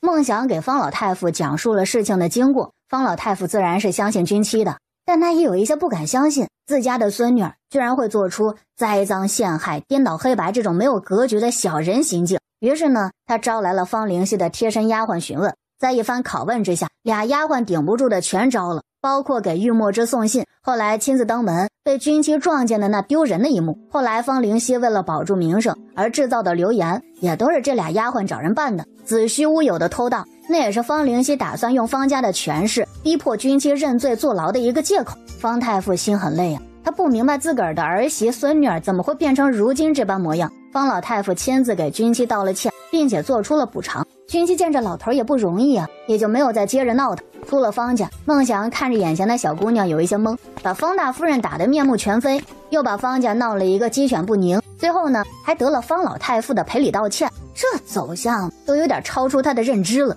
各位差大哥，今日辛苦了，本姑娘请你们喝酒。谢何大小姐。唉，不是，孟祥看着这一幕，那熟悉的感觉就更强了。何大小姐，你家老爷子出事了？我家老太爷刚刚故去了。军妻一惊，不能吧？他昨儿在方家看那老爷子可不像是要死的。怎么回事？说清楚。老太爷近日心情不佳，早早就睡下了，可刚睡下没一会儿，他就吐出一口血来。等府医赶到的时候，老太爷已经没了呼吸。人都死了，你来找我也没用啊。不是，府医说老太爷是因忧虑过重，身体不堪重负而亡。我和阿强怀疑老太爷死的蹊跷，想请您过去看看。军妻摸了摸下巴，确实挺蹊跷。昨天那老爷子精气神还挺不错的，今儿晚上就忧虑而亡了，这死的是不是太容易了？你们先出去，朕要跟老太傅单独告个别。待众人都走了之后，渊正帝脸上的悲戚神情更盛，一滴泪落于床榻之上。渊正帝抬手想最后握一握老师的手，可是旁边一只鸡爪子突然比他快一步的把手搭在了方老太傅的手腕上，渊正帝都吓了一跳，眼泪都给憋回去了。他定睛一看，好嘛，又是君妻这臭丫头，不许胡闹！你先别叨叨。君妻把气恼的渊正帝扒拉到了一边，然后从怀里面掏出了银针，拉开方老太傅的衣服，君妻一根一根的银针毫不犹豫的就扎上去了。片刻，方老太傅突然就睁开眼睛，张开嘴，猛吸了一大口的气。哼，渊正帝都给看傻了好吗？真是起死回生啊！快把他扶起来。好。方老太傅猛地朝床边趴去，然后这一口黑血突然就喷了出来。不仅如此，跟着黑血出来的还有密密麻麻的恶心的小虫子。君妻捏着鼻子，一下子就窜到了角落里。渊正帝不仅被虫子刺激的头皮发麻，还被那血的恶臭味熏得差点没跟着吐了。他突然就很想大逆不道的把眼前这位恩师给甩出去。行了，放下吧。渊正帝放下了方老太傅，也跟君妻一样躲远了一些。没办法，那血味太熏人了，而且那血里头蠕动的小虫子，那也怪瘆人的。君妻捏着个鼻子走过去，把方老太傅身上的针给拔了，然后又躲远了。他跟渊正帝站在墙根底下，静静地看着床上慢慢呼吸顺畅的方老太傅。这就没问题了吧？暂时是死不了了，不过他这么大岁数，被折腾这一次身体损伤不小，往后得好好调养才行。这么大岁数了还遭人惦记，也太惨了。休得胡言！本来就是嘛，他这中的可是实心骨，我要是再晚一步，他家就交代在这儿了。你是怎么得到的消息？就方老爷子的随从觉得他死的蹊跷，大晚上的去敲我房门，然后我就来了。来人！你去。朕不懂医，你过去。皇上您要搞清楚，那是您的老师，又不是他老师。要不然找人过来收拾收拾。我看还是不要打草惊蛇的好，要是下蛊毒的人跑了怎么办？皇上您还是问问老爷子，想个万全之策比较好，毕竟这巫蛊可不是寻常之物啊。来人！你跟朕一起过去。渊正帝不由分说，拉着君妻就往床边走。两人在离床1米远的地方站定，然后看着地上一起露出了一个欲要作呕的嫌弃表情。老师，您可还有什么不适之处？他现在哪儿都不是，您若想节省时间，不如问问他哪儿舒服。这时候也不知道老皇帝客套个什么劲儿啊！君妻忽视他询问方老太傅失去意识之前的事情。老师走之前可曾留下遗言？回皇上的话，家父去得突然，未曾留下什么遗言。看来朕想尽一下绵薄之心，完成他老人家的遗憾都没机会了。有遗言。回皇上的话，父亲走时留下了遗言。皇上面前不可信口雌黄。妾身没有胡说，老爷您不是也听到了吗？父亲最后叫了灵犀的名字。你倒是说说，老太傅有什么未了的心愿？父亲发病之前曾把灵犀叫到跟前，他忧心灵犀的婚事被流言所累，不能寻个好人家。父亲他希望如何？希望灵犀能嫁入莫王府，成为莫王妃。你胡说什么？老爷，今日晚间父亲把灵犀叫过去，这父亲身边的人都是知道的。妾身不放心过来看看，这才知道父亲对灵犀的殷殷期盼。父亲临走之前不是还叫了灵犀的名字吗？足可见他有多放心不下灵犀这孩子。可父亲还未看到灵犀出嫁的那一日，他就这么走了。方小姐，既然此事跟你有关，你可有什么想说的？启禀皇上，臣女不愿祖父在天之灵得不到安息，即便受天下人误会唾骂，被认为别有用心，臣女也要恳请皇上把臣女赐给莫王为正妃，求皇上成全臣女对祖父的一片孝心。你的一片孝心，难道就是连祖父死了都要拿来利用一把？父亲，请原谅女儿的忤逆，女儿不想祖父走得不安心。这一刻，方丈对这个女儿是失望透顶。皇上，其实微臣已经为灵犀定下了婚事，所以灵犀已经是有夫家的人了。老爷，大哥，你可不能糊涂呀！行了，这些容后再议，现在最重要的是老太傅的丧仪。方爱卿，如今你是方家家主，就由你去给老太傅收拾妥当，送她最后一程吧。方丈走到了屋子里，恶臭味扑鼻而来。他看到老父亲那满地的狼藉，惊异地走过去，看着睁着眼睛的老父亲。别叫，听到没有？张儿。父亲，您说。还能听到老父亲的叫声，他简直激动的要哭了。听他的。好，姑娘，请吩咐。那我就不客气了哈，你先把这收拾一下。方丈拿出布开始清理地面。别说啊，这真不愧是亲儿子，面对这么恶心的玩意儿，居然是面不改色心不跳。就在方丈收拾完，刚点上熏香，驱除屋子里的恶臭味时，一根银针突然就袭上他的脖颈，方丈就这么被放倒了。军妻示意方老太傅闭上眼睛，然后他打翻东西闹出了声响。渊正帝听到暗号，马上就带人冲了进去。方丈昏迷，众人又是一阵的兵荒马乱。请来大夫一看，居然和老太傅一样，都是油尽灯枯之兆。那老太傅是老了，说油尽灯枯也没有人怀疑什么，但方丈还不到60呢，虽说年纪也不小，但也到不了油尽灯枯的地步啊。渊正帝又命人从宫里面请来太医，太医断言方丈活不过今晚了。当然了，军妻就是把方丈给弄晕了，可没有对他动什么别的手脚。那太医是得了皇上的命令才跟着撒谎，1天之内2任家主有可能同时离世，人心惶惶的方家一下子就乱了套了。就在皇上命太医想办法医治方丈的时候，一道素白的窈窕身影拉着一个50多岁的男人走到无人之处。你为什么要动我父亲？是不是你想当家主？大侄女，你可别诬陷二叔，二叔可没给你父亲下那种东西。你想呀，1天之内若是2位家主同时去世，岂不是引人怀疑你二叔有那么傻？那为什么父亲的症状跟祖父别无二致？方灵溪如此的愤怒失态，其中当然是不乏有亲情的成分在，但是更多的就是因为他很明白方丈对他的重要性，只有方丈活着，他才会是让人敬仰艳羡的方家家主嫡女。可能是大哥不小心沾染上了蛊毒吧。我不管因为什么，总之你先把解蛊之法拿出来救我父亲。可二叔我也不知道呀。我想二叔能觅得那东西，自然就能寻到解那东西的办法。二叔，侄女可不想跟二叔鱼死网破。方玉没办法，他害怕方灵溪真的跟他来一个鱼死网破，害怕渊正帝查到他的头上，只能是半夜悄悄地出了门。有人吗？突然一个幽灵一般的身影出现在他的身后。哎呦，有事？我来找解食心蛊的办法。你动用了食心蛊？不是我，是别人。都一样，想救中蛊者只有一个办法。什么办法？用母蛊把中蛊者身体的子蛊引出来。若你想救人，老夫可以跟你走一趟。就在方玉点头想要带老头回去跟方灵溪交差，让他做决定的时候，老头的目光陡然就凌厉起来。你带了人过来？没有啊。方玉怎么可能让别人发现他的秘密呢？老头感觉到不妙，脚步快速移动，一眨眼就消失在了一脸懵逼的方玉的面前。快抓住他！我就说让你们小心点吧，还暗卫呢，你们也太次了。对了，别忘了把那王八蛋带回去。这老小子老胳膊老腿的，腿脚还挺利索。现在怎么办？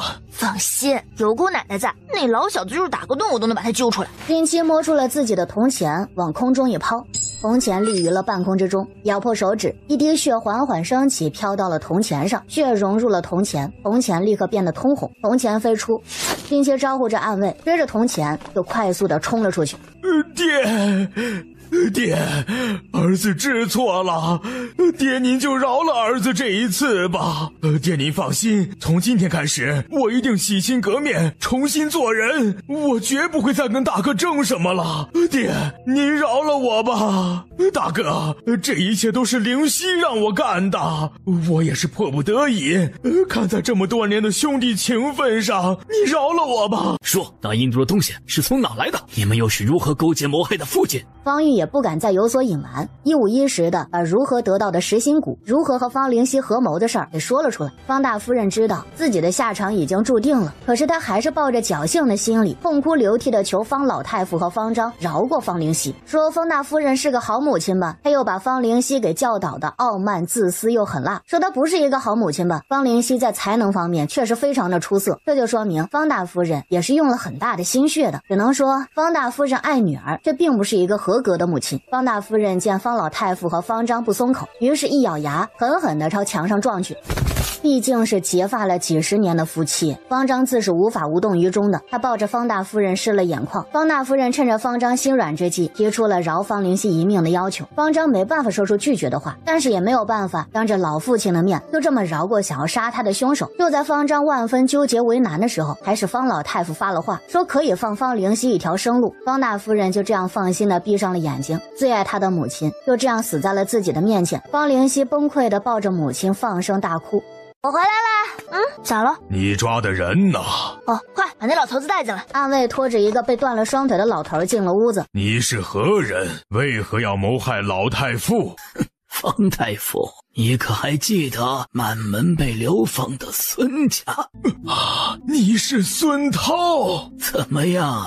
是不是没有想到我还活着？你怎么变成这副模样？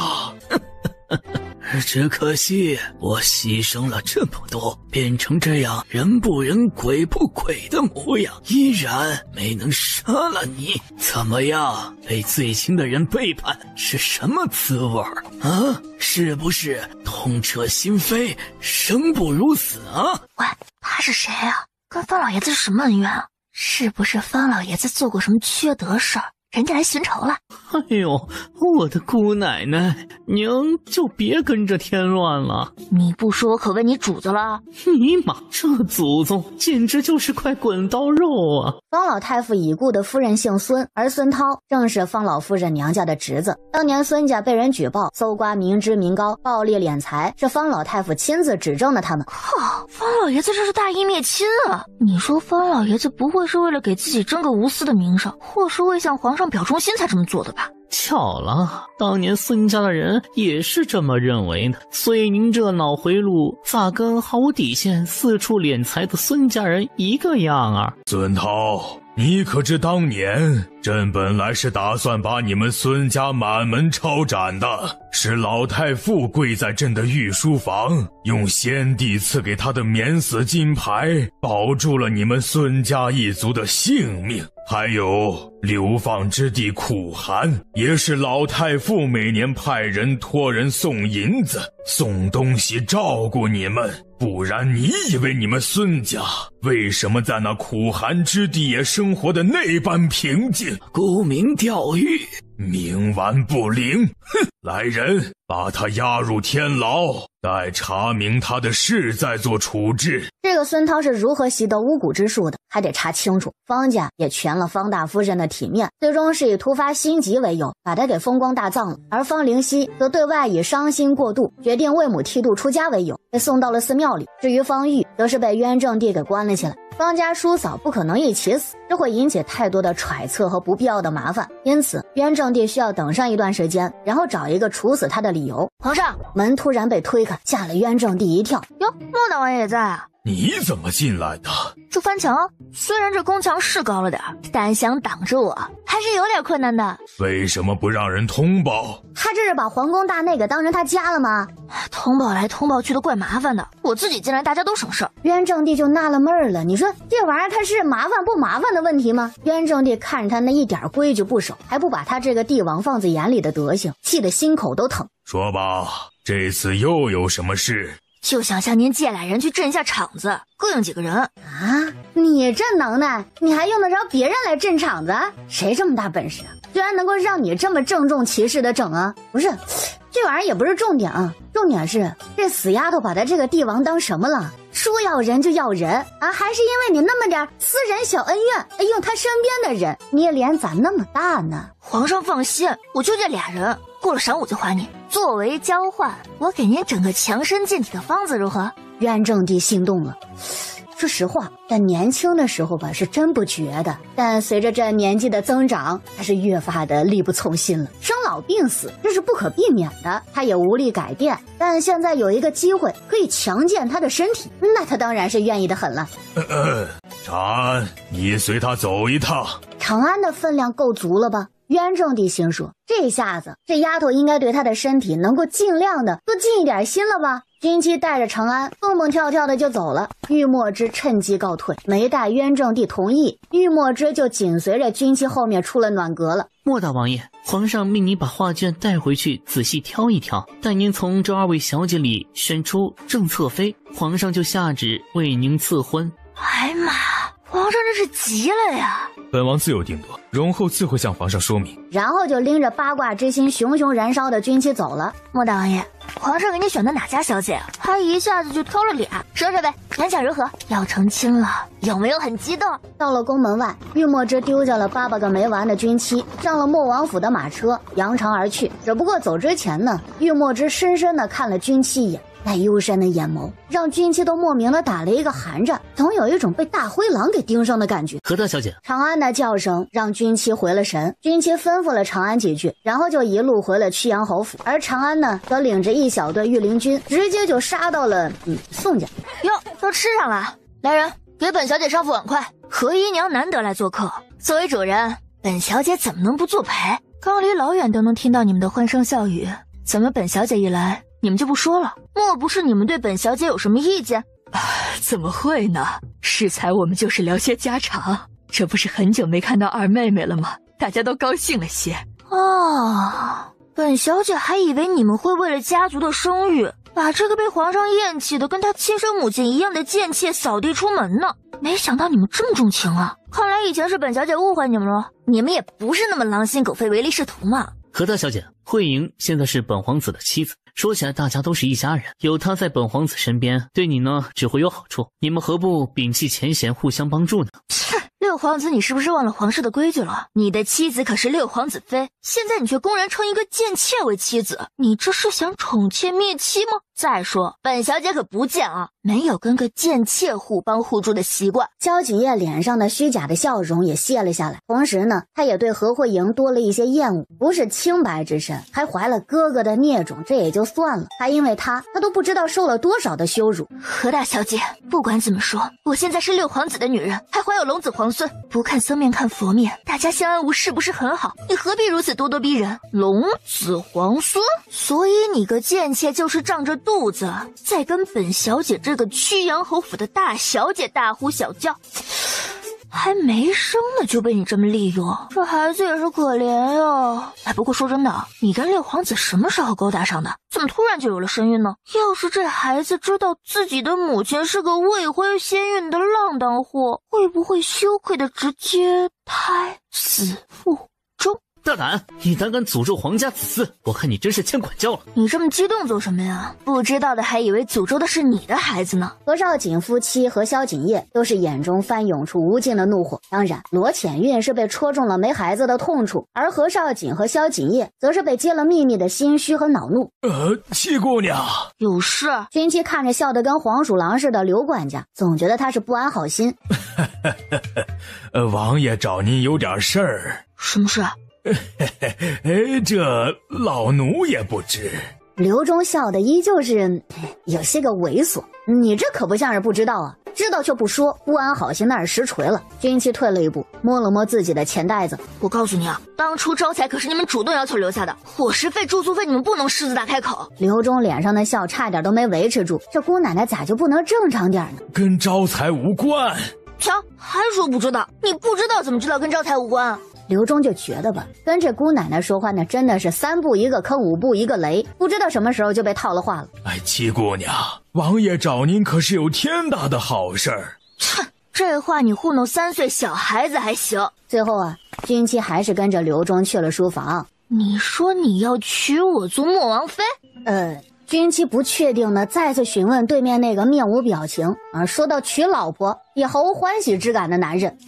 本王打算先跟皇上提一提。王八蛋，你不想娶媳妇就拿本姑娘当挡箭牌啊！本姑娘招你惹你了？你要这么祸害本姑娘？玉墨之看着他，依旧是没什么表情，只是内心的无奈没有人看得见。他要是敢说他是真心想要娶她的，那肯定会被怀疑是图谋不轨，说不定他还会立刻带着招财跑得远远的。许妃的事儿再拖下去，估计皇上真的能够一道圣旨下来，给他塞上2女人进莫王府，到时候他就更加的没有机会了。本王可以给你提供你所需要的帮助，就比如今日之事，你若有个足以让他们忌惮的身份，以后报仇的路只会更顺畅。好好像是有那么点道理哈。要是成了莫王妃，有这个心狠手辣的大魔王撑腰，岂不是能在大院横着走？不，君妻，你怎么能被这个人面兽心、手多紧要的家伙牵着鼻子走呢？他要真成了莫王妃，那到时候就是一个已婚妇女了。本王可以先对外宣称跟你定下婚事。你是说先拿我抵挡一阵子？玉墨之想说不是抵挡一阵子，而是抵挡一辈子。可是他也怕他当场翻脸，只得是沉默以对。玉墨之觉得对付他呀，那可比行军打仗困难多了。可他又甘之如饴，他都怀疑自个儿是不是有什么毛病，无比的执着啊，就执着于自讨苦吃。你让我想想，哎呀，这诱惑也太大了，还得好好的琢磨琢磨。不过莫大王爷，满京城的大家闺秀、小家碧随你挑，你就这么一个看上眼的？这怎么看怎么就不正常啊！莫大王爷，咱们也算老交情了，要不然我给你瞅瞅。你放心，我不收你钱，也不会出去乱说的。有病咱得早治疗，讳疾忌医的只能耽误病情。还是说你本身对女人就没有什么感觉？不喜欢女人，那就是喜欢男的呗。根据君妻游走多个世界的经验，反正像玉墨之这样的，那不是身体有毛病，就是心里有毛病，反正不正常就对了。玉墨之本身就脾气不好，君妻简直是在他的雷区疯狂的蹦跶。别人误会他不在乎，但这个丫头却是让他异常的恼火。玉墨之拎起君妻，把他给丢出了书房。君妻还不知死活的嚷嚷：莫大王爷，我这都是为了你的将来着想，你这恼羞成怒的可不好。站在外面的刘忠听着君妻那些个离谱的话，恨不能把头给捶到地上去。这位姑奶奶投胎的时候，为什么偏偏把情根给落下了？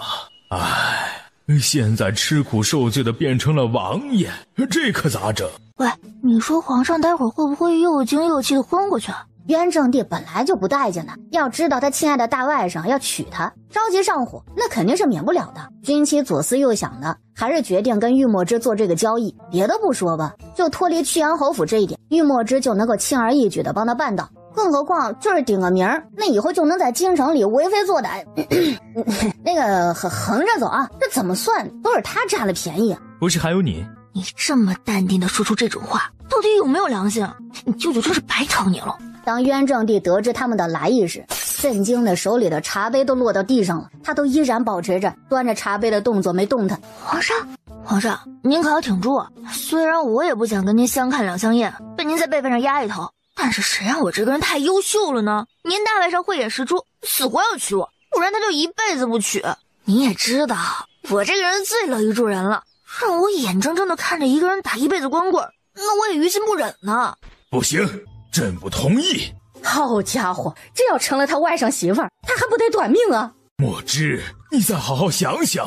元正帝欲要劝他大外甥放弃这要命的想法。除了他，臣不会再娶别人。玉墨之看着元正帝的眼神坚定无比，一如当年他斩杀德妃时的决绝和倔强。罢了，你们先退下吧。皇上，您这到底是同意还是不同意啊？您倒是给个准话。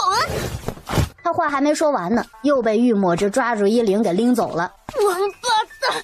你想过河拆桥是咋的？小心姑奶奶我撂挑子啊！元正帝听着他这毫无规矩的吵闹声，心里的郁气啊更重了。皇上，依老奴看，何大小姐也挺好的。虽然何大小姐脾气怪了些，但最起码她本事大，有她跟在莫王爷身边，对莫王爷来说也是份保障。行了，你也不用宽慰朕了。朕现在同不同意的，谁还在乎？自从那一日跟着玉墨之在元正帝的面前走了一遭之后，元正帝就再也没有给玉墨之张罗过媳妇儿了。只不过呢，他也没松口说让君妻成为莫王妃，他就这么无声无息的耗着，让玉墨之倒是有一些不满了。他那个皇上舅舅啊，是不该着急的时候他急得跟什么似的，现在吧用他着急了呢，他又没动静了，君妻也不满。娘的，这老皇帝对他是有多不满意啊，才会吓得连动静都没了。滚！臭要饭，1文钱就想买我的包子，美的你！再敢上门影响我做生意，爷爷打断你的狗腿！见到这一幕的君妻，他买了几个包子，然后叫来一个小孩，给了他2个包子，剩下的他就让那个小孩拿给了乞丐。乞丐见到包子，并没有露出什么惊喜的表情，反而是警惕的看着跑远的小孩。他把包子放好，左右的观察了一会儿，然后就拿起地上的破碗，避开了人群，来到了一处废弃已久的小破庙里。主子，快吃！吃什么呢？也给老实人来点。我靠！你们这是在干啥了？被人弄成这个鬼样子！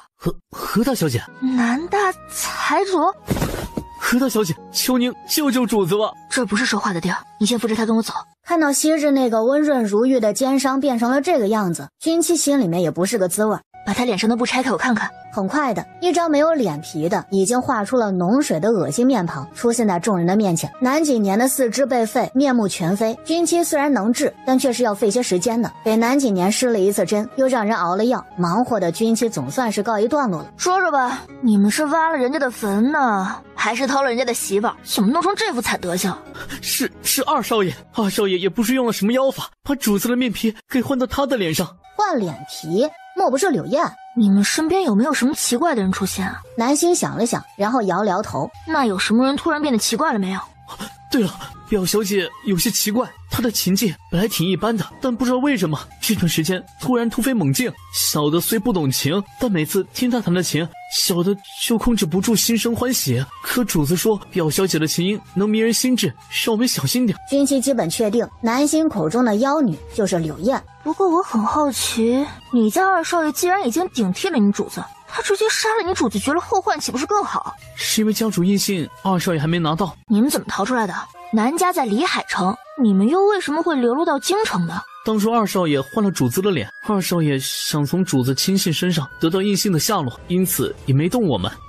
只不过我跟竹风跟随主子多年，第一时间就察觉到了不对劲儿。后来我们查到主子被关的地方，悄悄去救，结果被察觉了。竹风挡住了追兵，我则带着主子逃了出来。我跟主子一路被人追赶，想着天子脚下怎么也会比别处安全一些，这才来到了这里。哎呀，都是王八蛋惹的祸呀！钱是王八蛋吗？南星无语，都这时候了，咱能不能严肃点啊？咱接下来说说你主子的情况哈。你家主子呢，手脚好治，就是脸比较麻烦。现在有2个方案，一个呢就是找到你家二少爷把脸换回来，第二个呢就是再生出新的脸皮。第一种方法能让你家主子的脸快速恢复如初，但就一点比较麻烦，那就是必须找到你家二少爷。第二种呢，需要你主子自己长出新的肌肤，时间比较长。你们选哪种？这得主子自己决定。行吧，反正也不急，等他醒了再说。君妻也不在意，他救南景年是因为看他顺眼。当初那小子也挺仗义的，在福光寺屡次三番的帮他，虽然帮不帮的对他来说呢也没什么差别，但好赖人家也付出过行动不是？这个情那还是要领的嘛。南景年醒来之后，首先见到了玉墨之，也不知道两人密谈了什么，总之呢就是玉墨之也出了手，一个魔王一个奸商的。君妻觉得这俩合作那肯定是分分钟的就拿下那个换了亲哥脸的二少爷。当头缠着白布的南景年带着南星一起走出来的时候，南家二少爷是真的害怕了，他慌张的对玉墨之是又求又以利诱之，甚至还承诺了南家一半的家产。你有印信？没有印信，别说是一半的家产，就是重大的决策他都做不了主。换脸进行得很顺利，只不过审问了南家二少爷和这一次的随行人员。这次进京，柳燕也就是外人眼中的南家表小姐并没有跟过来。你们到底达成了什么交易啊？要劳动莫大王爷亲自出马？玉墨之是什么人呢？统领几十万兵马，一言不合就给你一刀的大魔头，要让他出手，这血放少了那都不带行的。西北军往后5年的粮草，怎么舍得呀？西北军几十万人呢，也就是说南景年要养活这几十万人5年。南大财主，你是怎么做到视钱如粪土的？君妻表示他现在也有钱，但是别人从他的身上抠上一文，他都能急眼。难道这个就是格局大跟格局小的区别吗？反正如果让他掏这么多钱，他宁愿去死，他就是舍命不舍财。有舍才有得，我南家积攒了太多的财富，其实这并非好事。财富积累到了一定的程度，就会受到朝廷的忌惮。南家现在掌握着太多的钱财，朝廷虽然满意南家每年的贡献，但也不会由着南家继续壮大。与其等着朝廷找借口打压南家，那倒不如趁着这个机会解了这个困局。奸商啊，奸商！你这是长了多少的心眼儿，才能在那么惨的情况下还能谋算这些？还有你，莫大王爷，你也挺会核算哈。本姑娘救个人就在你府里放了2天，你就把这人刮了一层皮下来。你们俩半斤8两，诡计多端，老奸巨猾，都不是什么好鸟。两人都不说话，任由他数落。你也不遑多让，你到底哪国的呀？公道话而已。滚一边去！本姑娘好心好意带你出来玩几天，你居然恩将仇报啊！一路上有君妻这个嘴巴闲不住的，倒显得热闹了不少。我儿一路辛苦，事情可还顺利？很顺利，王夫人。你是母亲，这是怎么了？来的路上，他还抱着侥幸的心理，认为母亲或许并不知情。但在见到母亲反应的这一刻，他再也没有办法欺骗自己了。你把我儿子怎么了？你说我儿子呢？他在哪儿？他没事是不是？你快告诉我，他只是被你抓起来了是不是？他死了。不可能，我儿子不会死的。我儿子现在是南家家主，他以后还会带领南家更上一层楼。他还说要孝顺我，他不可能死的，不可能。君妻看的都有一些唏嘘了，这人世间的情啊，真的是说不清道不明。同样是儿子，差别待遇也太大了吧。郎君回来了。突然视线落到了玉墨之的身上。这位公子是？嗨，唐小姐，咱们又见面了。你怎么会跟二表哥一起回来？住在京城碰到了，南家主盛情相邀，我们就一起来玩玩。怎么，唐小姐不欢迎？怎么会？话说唐小姐，上次咱们在京城戏园子见面的时候，你可没这么波涛汹涌啊。可能是最近有些胖了吧。哦，身材变胖了说得过去，但你能不能解释一下我们上次见面的地点？你为什么不记得了？难道是换脸导致的后遗症？女子的脸色一白，随即快速转身，冯文豪等人上前，3两下的就把他给拿住了。柳燕呀，柳燕，你可真够厉害的，都被朝廷通缉了，还敢如此明目张胆的兴风作浪。你是老虎头上抓虱子，你真不怕死啊？不好了，老夫人寻短见了。南几年唰的一下回头，他的眼底染上了几许的沉痛。南星，替我招呼几位贵客。君妻倒是没跟过去，人家亲娘闹自杀呢，他们跟过去凑的什么热闹？南老夫人最终并没有被抢救过，南家二少爷被恶匪所杀，南老夫人悲痛欲绝，被刺激的也跟着二儿子一块儿去了。众人都不是傻子，南家也连死了2个主子，谁知道怎么回事？本来君妻还打算玩2天再走呢，但人家办丧事，他也不好久待，再加上还有一个不老实的柳燕，于是他们很快就启程回了京城。君妻刚一回京，就开始着手处理何慧莹肚子里的孩子韵儿。娘，您和父亲在跟女儿开玩笑，对不对？无耻何家，敢如此欺辱我罗家！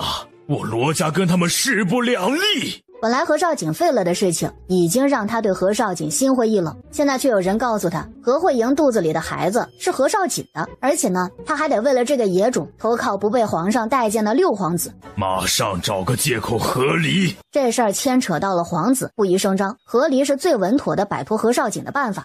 容女儿好好想想。岳父大人找夫人回府，可是有事？也没什么，只是母亲身体不适，父亲让妾身回去陪她说说话。二妹妹这些日子食欲不佳，夫人抽空给她送些补品过去。还有，有时间你多走动走动，务必让她保重身体，心情愉悦。她现在是双生子的人了，一切以孩子为重。妾身记下了。以往何少锦关心何慧莹，罗浅韵只当他是兄妹情深，但现在他除了恨就是恶心。看着何少锦走出府门的背影，罗浅韵的眼里淬上了寒冰。站在不远处也准备出门的君妻捕捉到背对着何少锦的罗浅韵脸上那狠厉的表情，满意的扬起了嘴角。这可真是不枉费他忙活一场。没错，罗家的消息都是君妻在背后捣的鬼，当然了，他并没有亲自出手，只是引导的何少杰去干的。何少杰他脑子不够用，但是呢，他恨罗浅韵这个偷到了他东西断了他生机的大嫂却是毋庸置疑的。君妻只不过悄无声息的引导他，让他给罗家扔一个炸弹，这个炸弹的威力足以让何少锦夫妻反目成仇。接下来就看罗浅韵的发挥了。为了自己和罗家，罗浅韵必然是会千方百计的跟何少锦和离。这个过程之中，罗浅韵难免会做出一些过激的行为，如果他忍得住，暗戳戳的在背后使坏的君妻，那也会推他一把。就在君妻忙着给罗浅韵制造向何少锦和何慧莹这对狗男女报仇的机会时，办完了丧事的南景年大张旗鼓的进了京。他这次进京与以往的低调不一样，弄得动静挺大的。南家主慷慨解囊，功在社稷，朕心甚慰。南家主大义，朕也不能小觑了。南家主可有所求？为皇上分忧是草民的荣幸，本不该讨赏，但草民却有一事想求个恩典。哦，说来听听。草民想求一道赐婚圣旨。听到南景年的所求，玉墨之眉头轻轻地往中间拢了拢，眼中渗出了丝丝寒芒。这么说，南家主有心仪的女子了？不知是哪家小姐这么有福气，能得南家主垂青？曲阳侯府大小姐何君妻。你说谁？元正帝简直不敢相信自个儿听到的这个名字。曲阳侯府大小姐何君妻。元正帝就扭头看向自家的大外甥，果然薄唇紧抿，眉峰上挑。一向没什么情绪的他，隐隐有着一种宰人的征兆。这毕竟关系着何大小姐的终身大事，朕还得询问何大小姐本人的意思。尼玛，那死丫头到底怎么做到的？这一个两个的，莫不是好儿郎都眼瞎？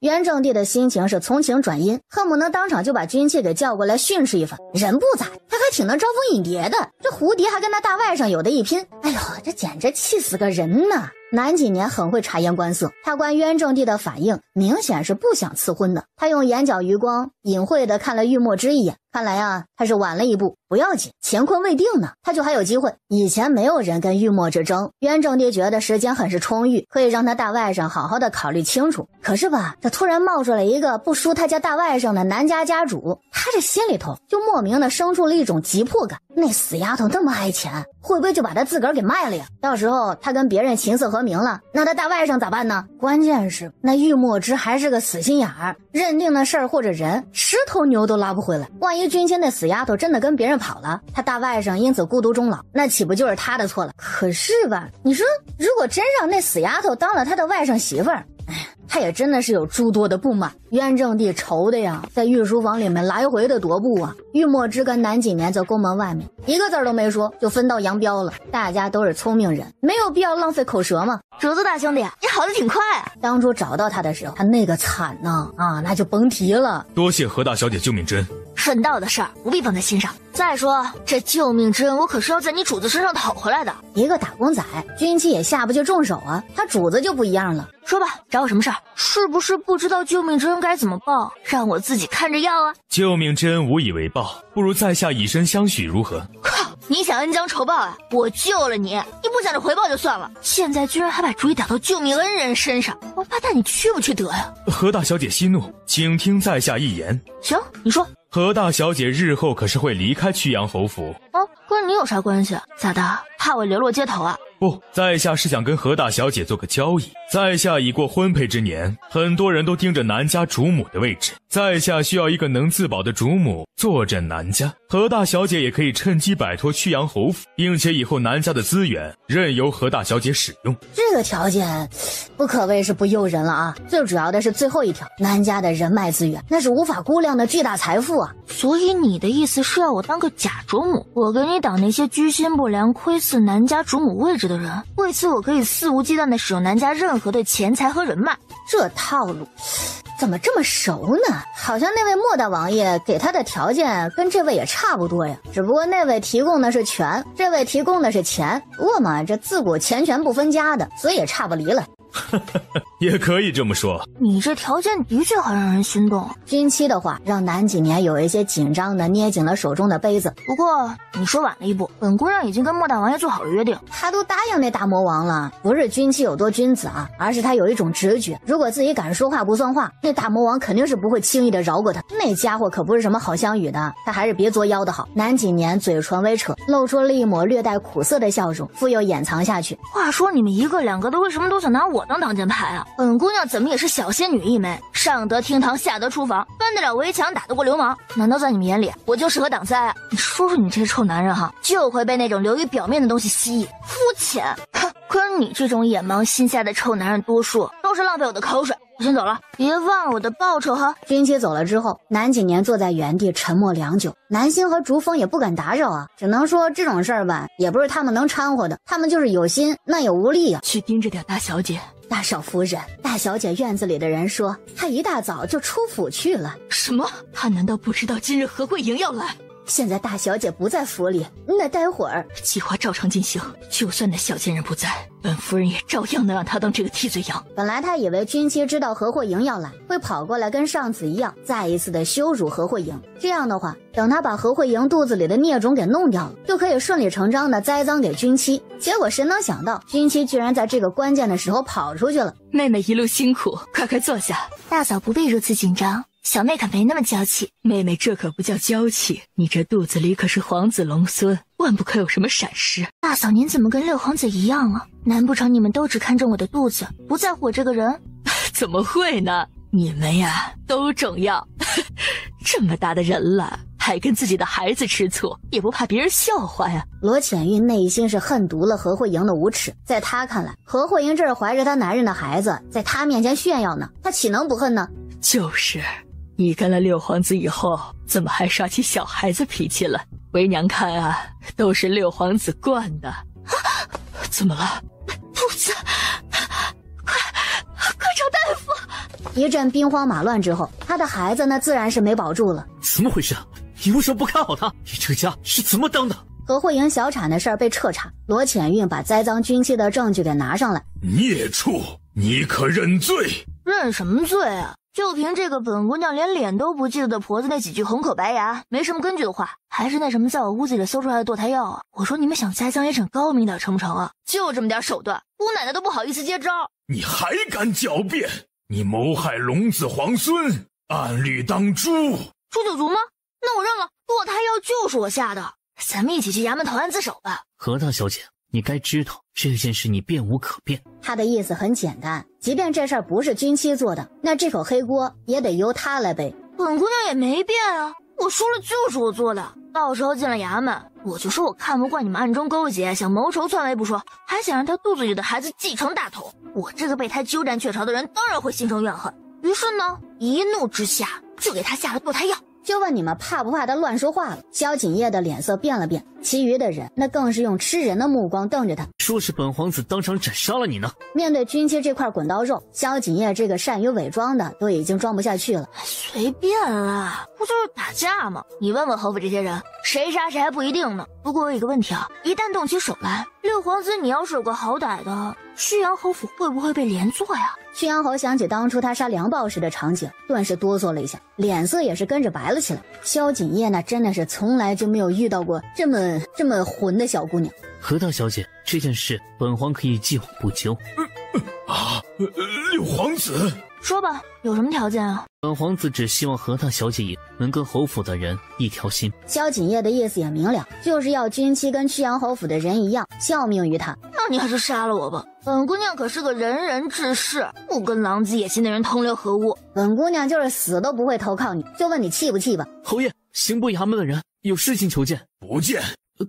可衙门的人说，他要说的事儿可能关系着二小姐腹中的龙子。面对突如其来的变故，罗浅运有一些心神不宁。见过侯爷，见过六皇子，孟大人不必多礼。孟大人来此，不知有何贵干？是这，今日衙门接到报案，说有人正在买卖50伞，底下的人赶到，人赃俱获，抓住了那伙人。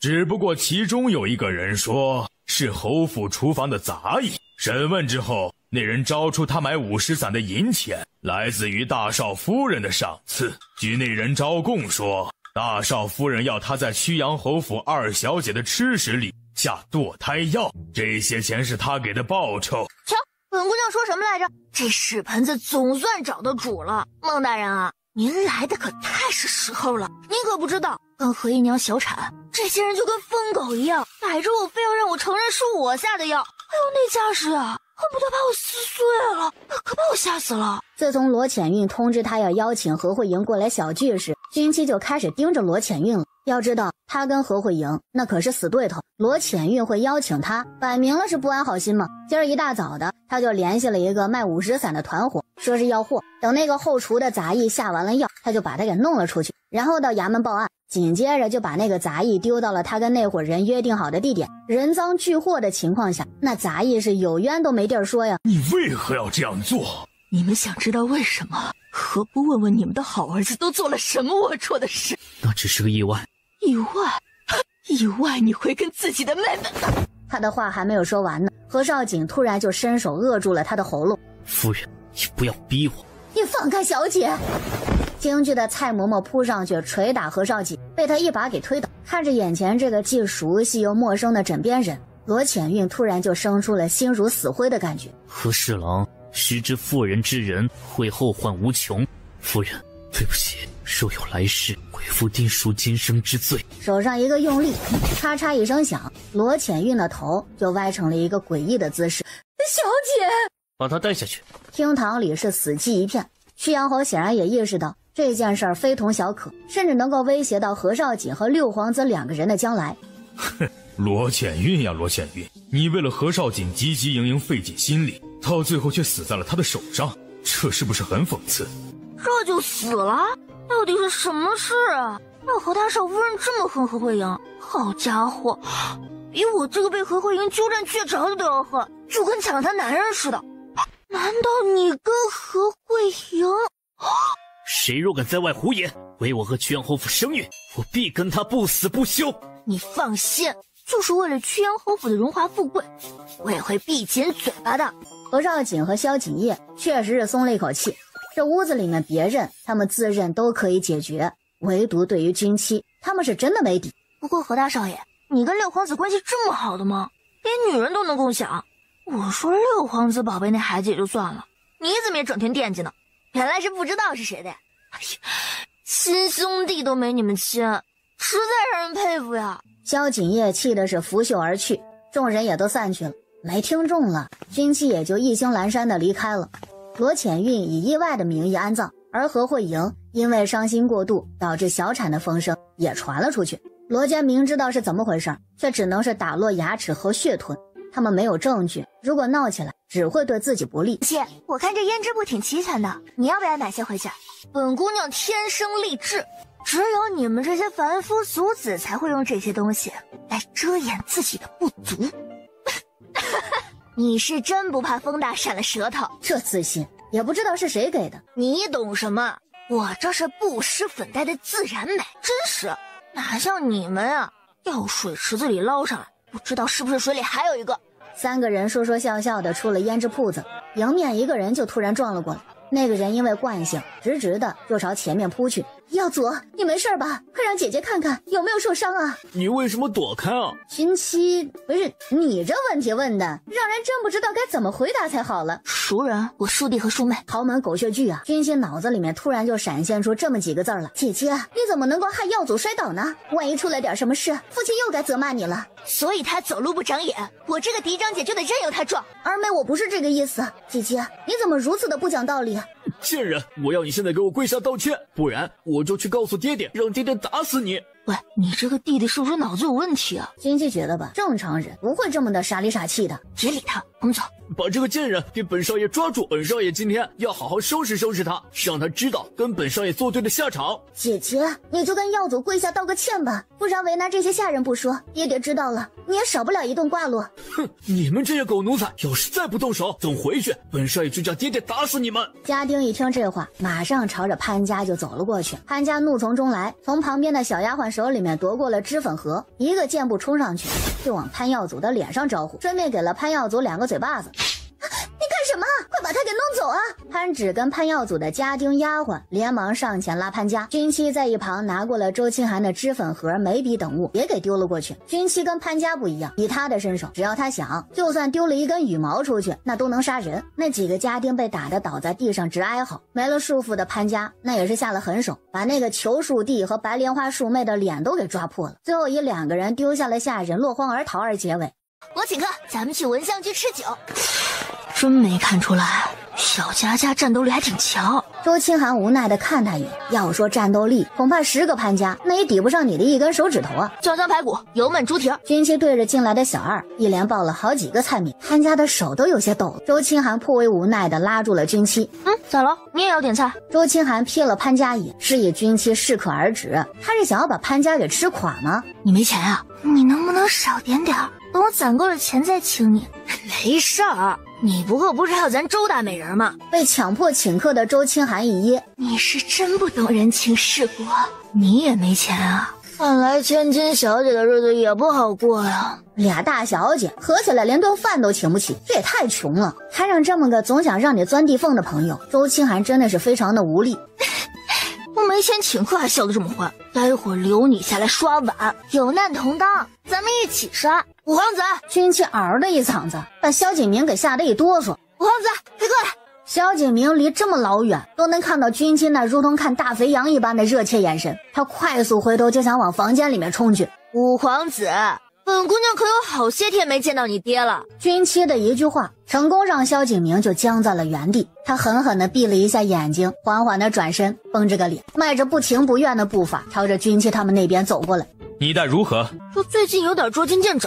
他们这一桌算本皇子账上。然后又转身，头也不回的就快速进了对面的包间。君妻，五皇子好像很怕你，他是不是有把柄在你手上啊？那可是皇子哎，居然被君妻给吓成这样。把柄倒是没有，就是被我揍了2次，估计是怕了。他老子都不管他，他又干不过君妻，不听话那还能怎么样啊？潘家瞪大了眼睛，好家伙，连皇子都敢打，关键是打了之后呢，不仅一点事儿都没有，还把皇子给打怕了，这能耐啊，不佩服都不行。以后你就是我亲姐了。哎，好说，有事找姐，姐罩着你。君妻又开始飘了，周清寒看着这俩活宝，咯咯直笑。小佳佳，用不用姐送你回去？不用，他们不能把我怎么样。看她这模样，这女孩看起来没少受罚呀。他家怎么回事啊？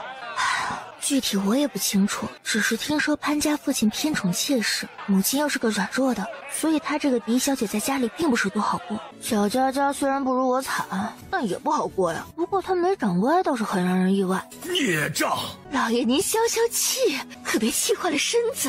孽障，还不快跪下！是啊，大小姐，你快给你父亲认个错吧！你在大庭广众之下欺负殴打弟妹，往小了说是你不慕弟妹，往大了说岂不是让外人看我们潘家的笑话？虽然你弟弟妹妹不怪你，但你作为家里的嫡长女，怎能不顾及潘家的名声和你父亲的脸面呀？自从小妾管家之后，咱们家还有名声的东西？大小姐还在怨恨妾身吗？妾身管家那都是老爷的意思呀。如今外面的人都在骂妾，妾身也很委屈。老爷，妾身就说妾身只是个妾，不能管家吧？您看现在大小姐的态度。为了家里和睦和老爷父女的感情，老爷还是把管家全收回去吧，这样妾身也乐得轻松，外面那些人也不会骂妾身是个狐妹子了。管家权是老爷我给你的，这个家还是我做主，我看谁敢有意见。孽障，你今日要乖乖给你姨娘和弟弟妹妹磕头认错，为父还能饶了你，不然……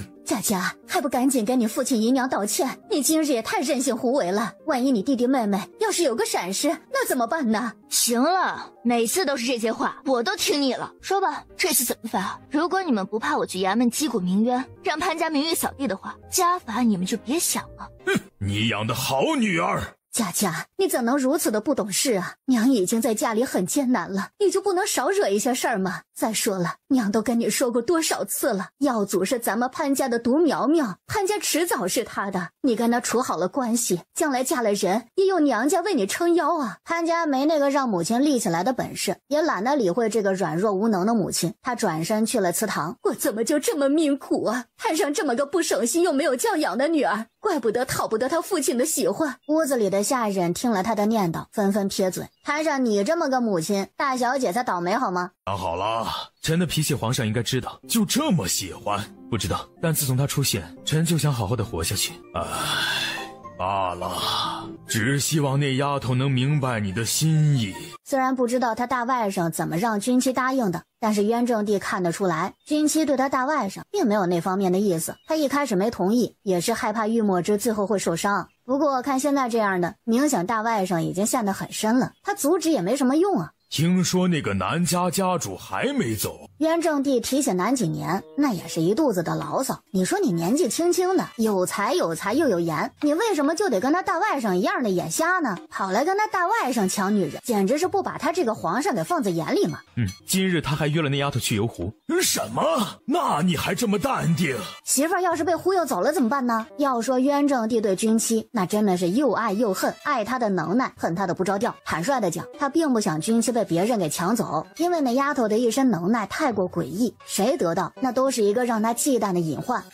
放心，他抢不走。君妻不喜欢对他动心眼的，恰恰这南几年就是一个心机重的。当然他自己呢也自认为谋略过人，但他的心机手段从来不会往那个丫头的身上使。渊正帝却没有玉墨之那样的乐观，在渊正帝的眼里，南几年比自家大外甥也不差什么呀。最重要的是他比自家大外甥能说会道，会哄女孩子开心，就这一点自家大外甥就输了。不行，他得帮帮他大外甥。情，不然这媳妇那指不定是谁家的呢。转天，一道赐婚的圣旨在京城掀起了轩然大波，皇上居然把那位名声有瑕疵的曲阳侯府大小姐指婚给了莫王为正妃。老天爷耶，你听听啊，是他们听错了，还是莫王失宠了？就真的好玄幻呢。曲阳侯府的人也懵了。从赐下婚事的时候开始，曲阳侯府的门庭就热闹起来，这个来恭贺的，那个来拉关系的，总之呢，就是络绎不绝。因为这个不被他们承认的女儿所带来的荣光，曲阳侯夫妇高兴之余，内心也是五味杂陈。你以后要嫁入莫王府为妃，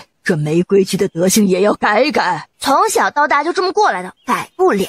你，为父问你，你是如何认识莫王的？怎么，你也想效仿啊？下辈子可能你还有机会。君妻，你别以为搭上了莫王就可以无法无天。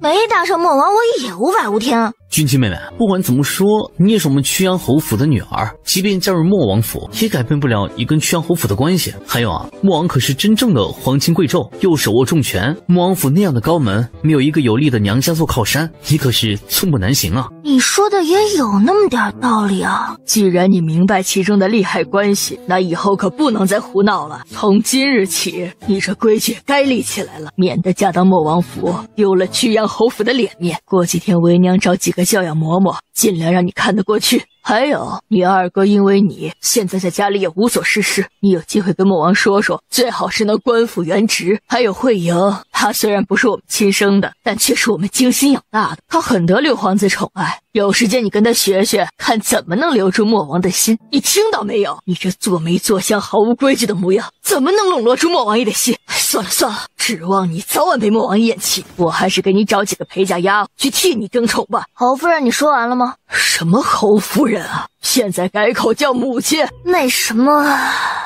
侯夫人啊，你是不是对咱们的关系有什么误解啊？其实吧，你不出来，本姑娘都要把你忘了。可是本姑娘现在看到你就想到当初你对我的态度，你莫不是以为我会忘了你当初下药，准备把我送人为何二少铺路，还有在福光寺想置我于死地的事儿吧？你说本姑娘要是跟莫王爷说道，你的下场会如何呢？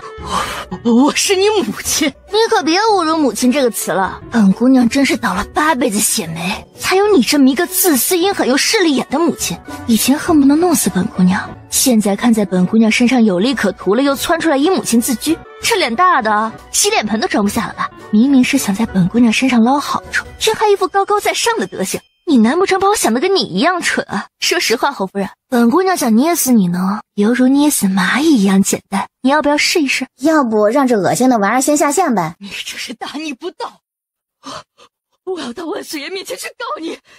对，你要是不听我的，我就去告你个大不孝之罪。到时候看莫王爷还要不要你。行了，你去告吧，顺便也掰扯掰扯你被人抢了的事是怎么出的。对了，还有福光寺原住持跟你们家老太太那不得不说的2、3事，但是一并捋捋。哦，还有你们大少夫人是因为什么死的来着？顺便再让衙门跟着一起查一查。不就是互相揭短吗？谁怕谁啊？大不了大家一起同归于尽好了。孽障，你这个丧门星，小贱人！哟呵，你中气挺足啊，看来是以前对你的打击力度不太够。这样吧，既然你这么闲，有劲没处使，本姑娘就再给你找点事儿做，怎么样啊？怎么样？当然是害怕了。宋倩如就好像被按下了暂停键一样，突然就失去了所有的反应。你母亲也是为你好。得了呗，你们什么心思本姑娘一清二楚，不就是想在本姑娘身上捞好处，就想拿捏本姑娘吗？做了婊子还想立牌坊，既想要好处又看不起我，想欺压我，毒蛇吞大象，你们野心挺大呀。想要在她的身上得到利益，那是不可能的，想欺负她，那更是做梦。废话也不多说了，既然你们这么关心本姑娘，那本姑娘不送你们点礼物也说不过去不是？等着吧，本姑娘这就去给你们准备。说完，军旗扬长而去。他那脾气你又不是不知道，你就不能少说2句，就知道添乱。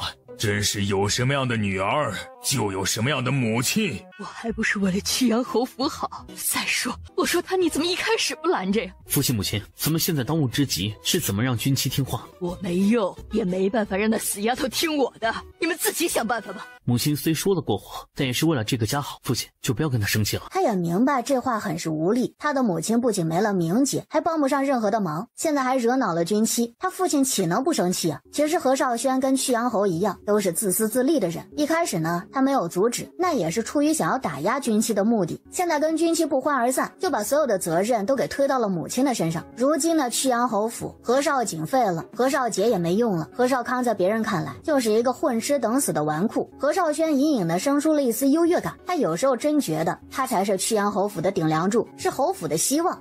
莫大王爷，这俩人收拾个人。他现在跟玉墨之提要求，那真的是理直气壮，一点都不带含糊的。他当这个未婚妻，那不就是为了借势吗？当然是要物尽其用，能用的时候就使劲的用了。曲阳侯夫人最近蹦跶的太欢了，你找俩人去教教她规矩。这个教，那自然是跟一般的不一样，不折腾的宋倩如掉了半条命，那可是不行的。教完规矩再让她病一阵子吧，顺便让她的好女儿去市集，母女俩感情好，也利于养病。君妻的眼睛噌的一下就亮了。莫大王爷，你够损的呀！哼，你我半斤八两。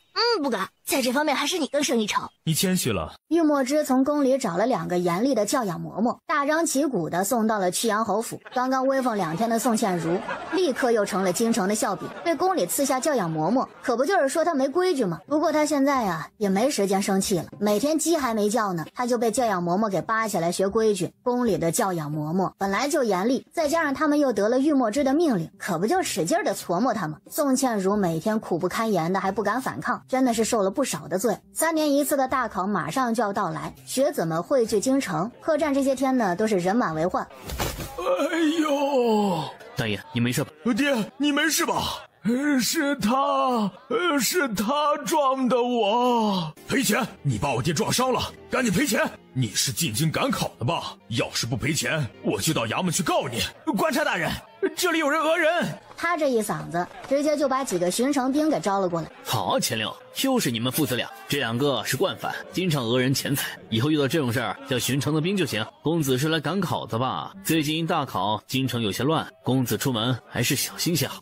抓小偷！锦衣公子这会儿还没缓过劲儿来呢，这一嗓子叫唤又让他的神经紧绷起来。只见一个身影从不远处飞快地跑过，紧接着2巡城兵追着他就跑了过去。天子脚下这么乱呢？人群散去，锦衣公子也走向了那个把巡城兵引来的人道谢。没事呢，可瞧了。君亲迈着悠闲的小步伐继续晃荡。喂，小女跟三妹出来的久了，未免家里长辈挂念，我们姐妹就先回去了。都到饭庄门口了，刘二小姐别这么扫兴嘛。就是啊，刘二小姐，大家难得凑在一块儿，吃了饭再回去也不迟嘛。不了，出门前母亲特意交代，要在午时前回去。既如此，那我们也不勉强，2位小姐慢走。我说二姐，我记得母亲说让我们在外面好好玩的呀。哟，众位这是在这饭庄门口接客呢。何大小姐，君亲妹妹，何三公子也在啊？怎么不在家备考？这是出来准备祸害哪个倒霉蛋儿？话说你亲娘在府里学规矩，每天累得跟狗似的，你这个大孝子有那时间怎么不去尽尽孝啊？何大小姐，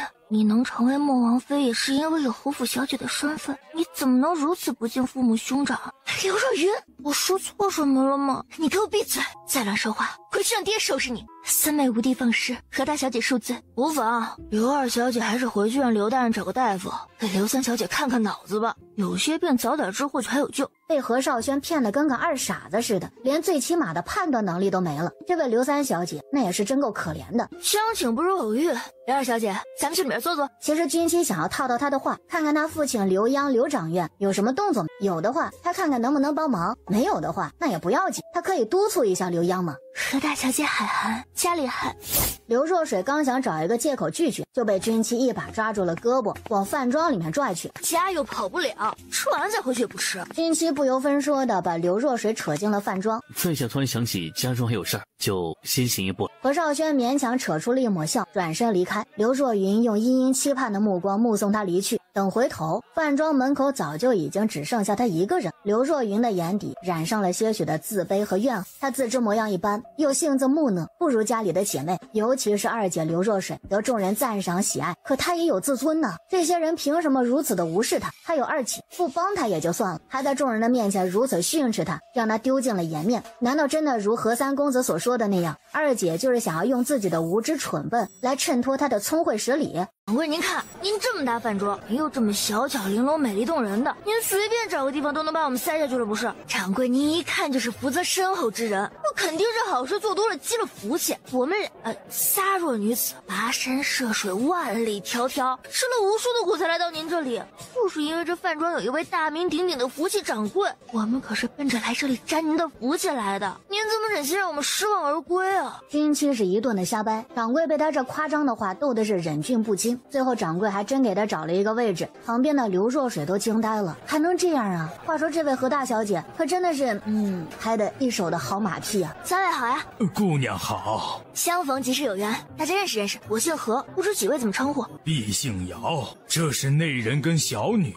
我叫瑶瑶，姐姐们好。姚小妹妹活泼可爱又漂亮，姚老爷你们家是烧了高香了吧？才得这么个好闺女。军七不光能够对人，还能拍马屁。身为父母的最开心的是什么？那就是听到别人夸自个儿的孩子。几位是来送考的？是，小儿过来赶考，我们来照顾，顺便也见识见识这京城的繁华。姐姐们是京城人是吗？是，本地特产，切勿假冒。虽然看着有些歪，但绝对货真价实。令尊这些日子跟陀螺似的，忙疯了吧？家父近段时间是比较劳累。京城这几日这么乱，你们姐妹出门怎么不带俩人？我们只想着在附近逛逛，所以就没让人跟着。军七瞄了眼默不作声的刘若云，心中了然，肯定是这位刘三小姐出来跟何少轩接头，谁知道她二姐要跟着，她害怕人多被发现，所以不让她二姐带人。刘若水跟着妹妹，那也是得到了他们父亲的嘱咐，虽然不知道是为什么，但她隐约感觉自家三妹会做出不利于刘家的举动，不然的话，父亲也不会把自己单独的叫过去，让她盯着三妹。军七又旁敲侧击，连蒙带骗的，倒还真的问出一些有用的东西。刘若水说，他爹有一次忙的，居然是忘了锁书房的门，他三妹误入，还被他爹给训斥了一回。每当这个时候，刘央的书房就会成为禁地。娘，哥，你来了，逛得怎么样？有没有给我买东西？你千叮咛万嘱咐，哥哥怎么敢忘？好好吃，这是哥。你这丫头，吃着饭呢，你就不能回去再吃吗？这几位是跟咱们拼桌的姐姐。姐姐们，要不要尝尝哥哥带回来的糕？真的很好吃。听口音，几位应该是江南那一带的人吧？是，家里祖籍江南西州。江南多富庶，那里是不是穷人很少？还有，听说那里绿水青山，风景如画，美女也特别多，是不是真的？有机会，本姑娘还真想去江南看看。要是那地方好，说不定我还能在那养老呢。我跟你们说，京城这地方是挺繁华的，就是整天勾心斗角的忒累人。你要一个不留神，说不定就拖家带口的跟阎王爷做邻居去了。还是外边好啊，天高皇帝远的，你就是占山为王，等朝廷得到消息再派去兵马，你也能有充足的时间逃跑。刘若水无脸，对面那几个人也觉得吧，眼前这个话痨似乎是有些个不太正常。吃饱喝足，临结账的时候，军七示意刘若水掏钱，刘若水一噎，就很想跟军七理论理论，但是呢，又有一些怵他。刘若水掏钱袋的时候，发现他的钱不够，他无辜的看着军七，心里有一些小雀跃。他妈，不是他不想付钱，实在是他没有啊，你说怎么办吧？你们是不是都这么穷啊？上次潘家和周清寒俩人合伙都凑不出一顿饭钱来，这个又这样，军七都怀疑这些个千金大小姐就只是表面风光。没办法，抠搜的军七只能去摸自个儿的钱袋子，结果呢，他出门也没带多少钱呢。军七跟刘若水姐妹凑了凑，还是没能凑够饭，这就有点尴尬了。爹娘，剩下的我们给姐姐们付了好不好？姚父姚母互相看了看，然后无奈的答应。多的本姑娘也不说了，在京城这段时间，你们要是遇到什么事儿，报我何军七的名号，可保你们在安。他这一副牛皮哄哄的样子，让一家四口直接就喷笑。姚家人并没有把军七的话给放在心上，在他们的眼里，军七还不如刘若水姐妹俩来的靠谱呢。